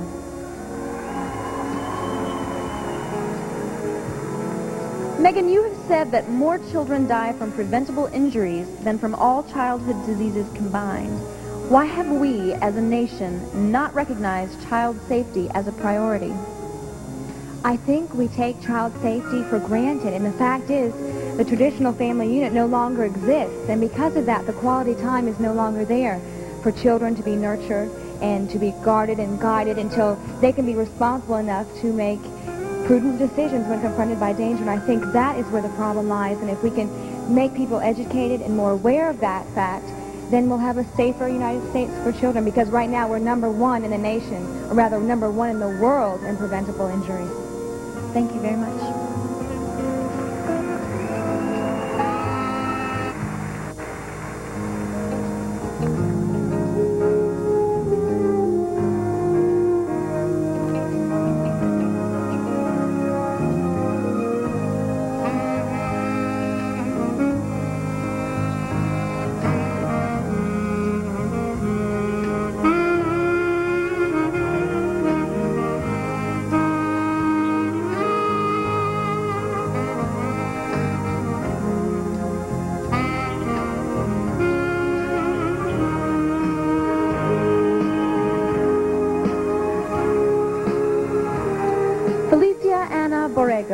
Miss New Mexico. Many say that a universal health care program will undermine the capitalistic system which made this nation great. How do you respond to those charges? I don't think that it will undermine the capitalistic system. Right now, the government already works with the private sector, with insurance companies and the pharmaceutical companies. We just need to make sure that the private companies are going to have a strong partnership with the public sector to ensure that everyone in our nation has greater access quality to health care. Thank you.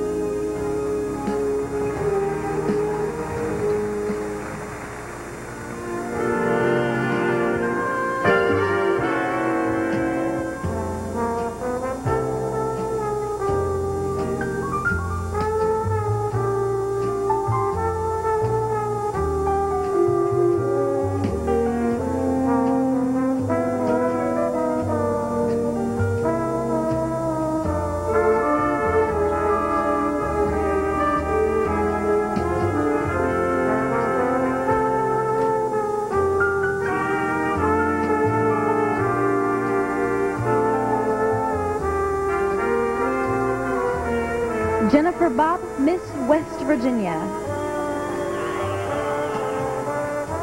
Jennifer, you cite early detection as the best way to combat breast cancer. What components should be part of every woman's personal early detection program? Well, they need to be educated about breast cancer. That's very important. They also need to have regular mammograms, self-examinations, and they need to go see a doctor regularly. It's very important. And we're always taking a step in the right direction. I don't know if anyone saw today, but on the Today Show yesterday, actually, they've isolated a mutated gene. So every day, breast cancer is becoming a disease of survival and no longer a hopeless disease. Thank you, Jennifer.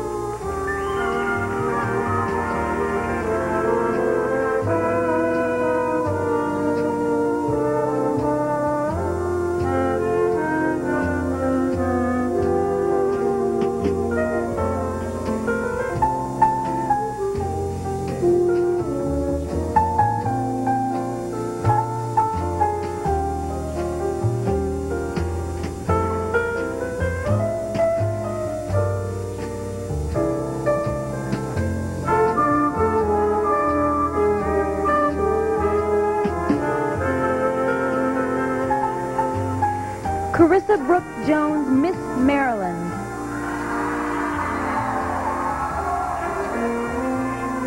Your platform promotes specific violence prevention strategies to help curb youth violence. How should these strategies become part of our schools? I think that one thing that's really scaring our youth today is guns coming into the schools. They're afraid to tell their teachers or their principal or someone about it because they're afraid of retaliation. Unfortunately, this is happening in all of the schools in our country.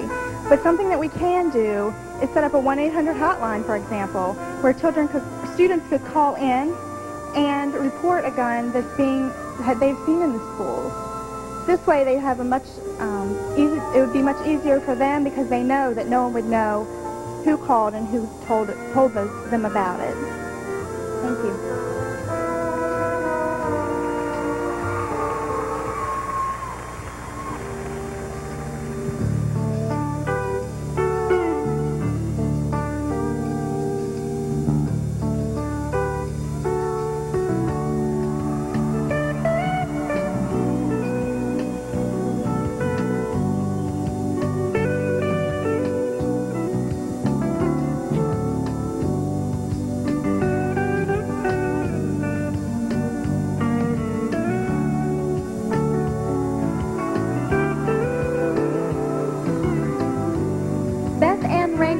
Arkansas. You speak to young people, encouraging them to set goals and work hard. How can we really expect a motivational speech to help them turn their problems into possibilities when they are surrounded by violence, peer pressure, and dysfunctional families? The most important thing when dealing with the youth is to teach them that they are valuable. We must take their fatalistic attitudes and turn them into futuristic ones, to let them know that they have unharvested potential that is waiting to allow them to become everything that they dream to be. We can also do this by teaching them about the American free enterprise system through which their dreams, through with a lot of hard work, may become realities. Thank you.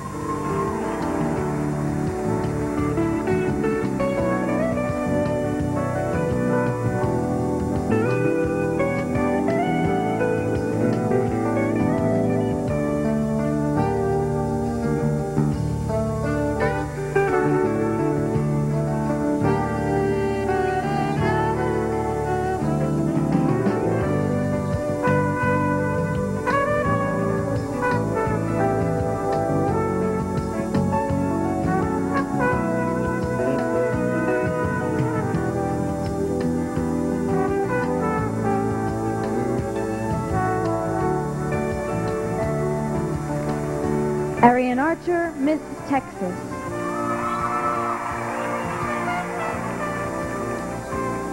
You cite the collapse of the traditional family values as one of the main causes of child abuse. With that connection in mind, why would it be more effective to counsel the parents than the children?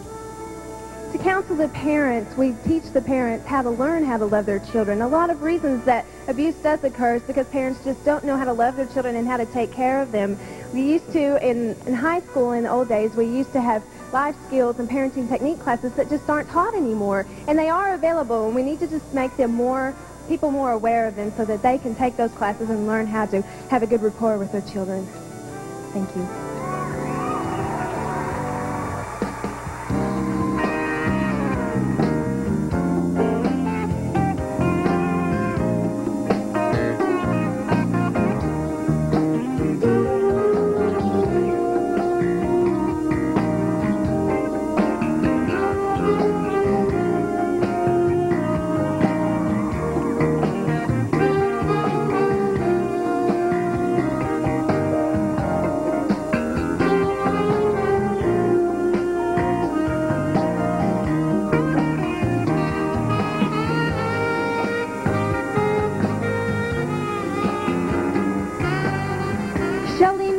Miss Colorado.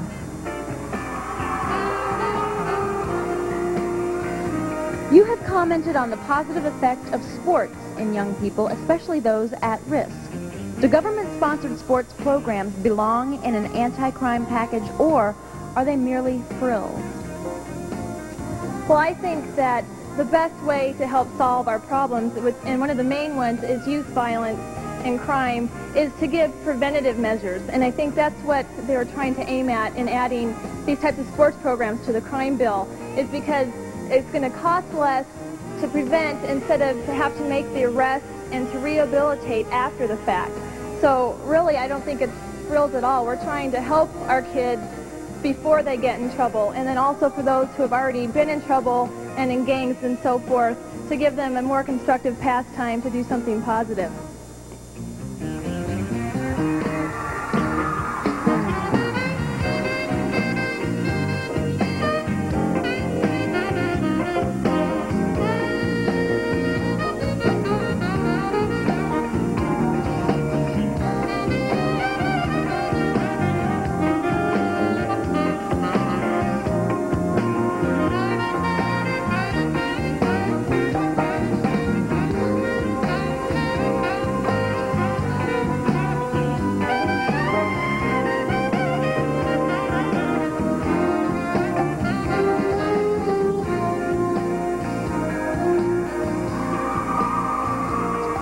Tricia Schaefer, Miss Kansas. The media celebrates health and fitness, yet more Americans are overweight today than 10 years ago. Where has education failed in teaching the importance of sound nutrition and exercise? I think often the media gives us too much information. It's overwhelming for people. People think, well, I'll try this and I'll try that, and nothing seems to be working for me, so they give up.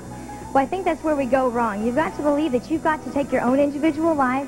You've got to apply what you know that you're learning from the media. Figure out what you can do to make changes in your own life, and then see those results coming forth. Thank you.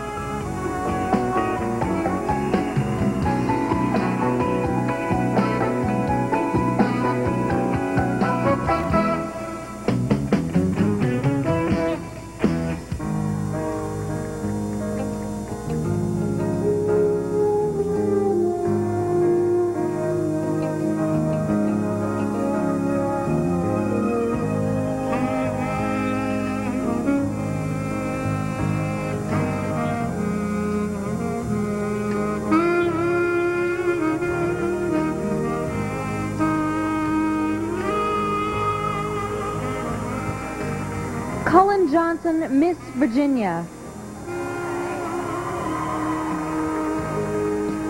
Cullen, how can we as Americans promote language as a means of breaking down cultural and ethnic barriers when, as a people, we refuse to learn another language? I think it is up to the individual to take the initiative to want to learn about other cultures.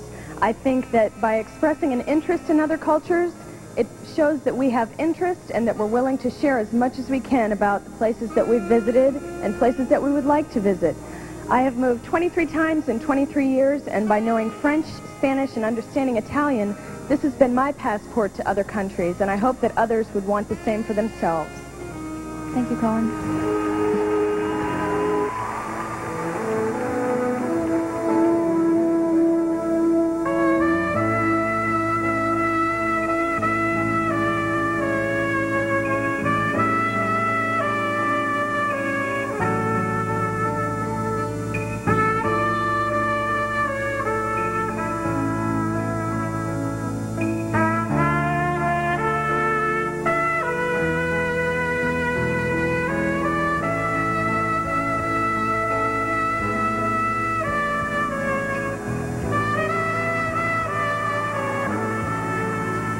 Leah Mack, Miss Ohio.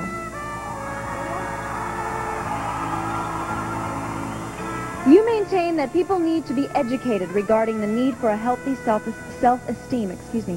What should be taught when dealing with a person who feels he or she has nothing to offer? Well, the teaching comes from parents or teachers, and they need to very specifically say to that individual, you have been created with something priceless and unique to offer. And hopefully that parent or teacher has spent enough time with the child or with this peer that is also a parent or a friend, and they know what that individual has to offer so that they can say specifically, you have this talent that makes you unique and priceless, and then encourage them to develop that to its full potential. Thank you, Leah.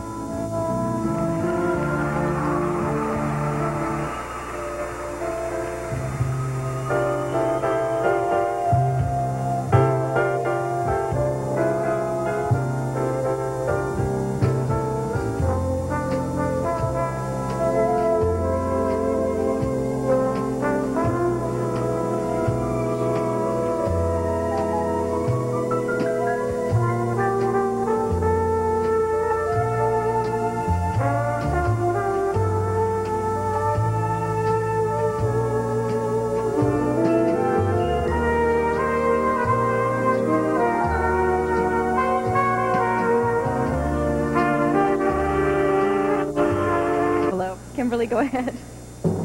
All right. Tonight's scholarship winner in swimsuit is Miss Indiana Tiffany Storm.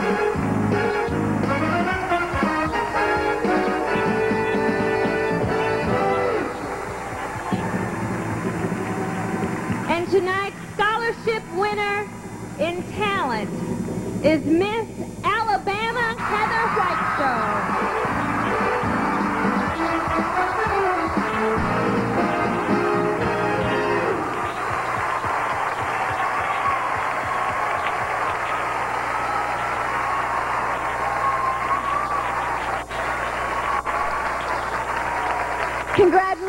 both of you ladies. Go ahead and take the runway.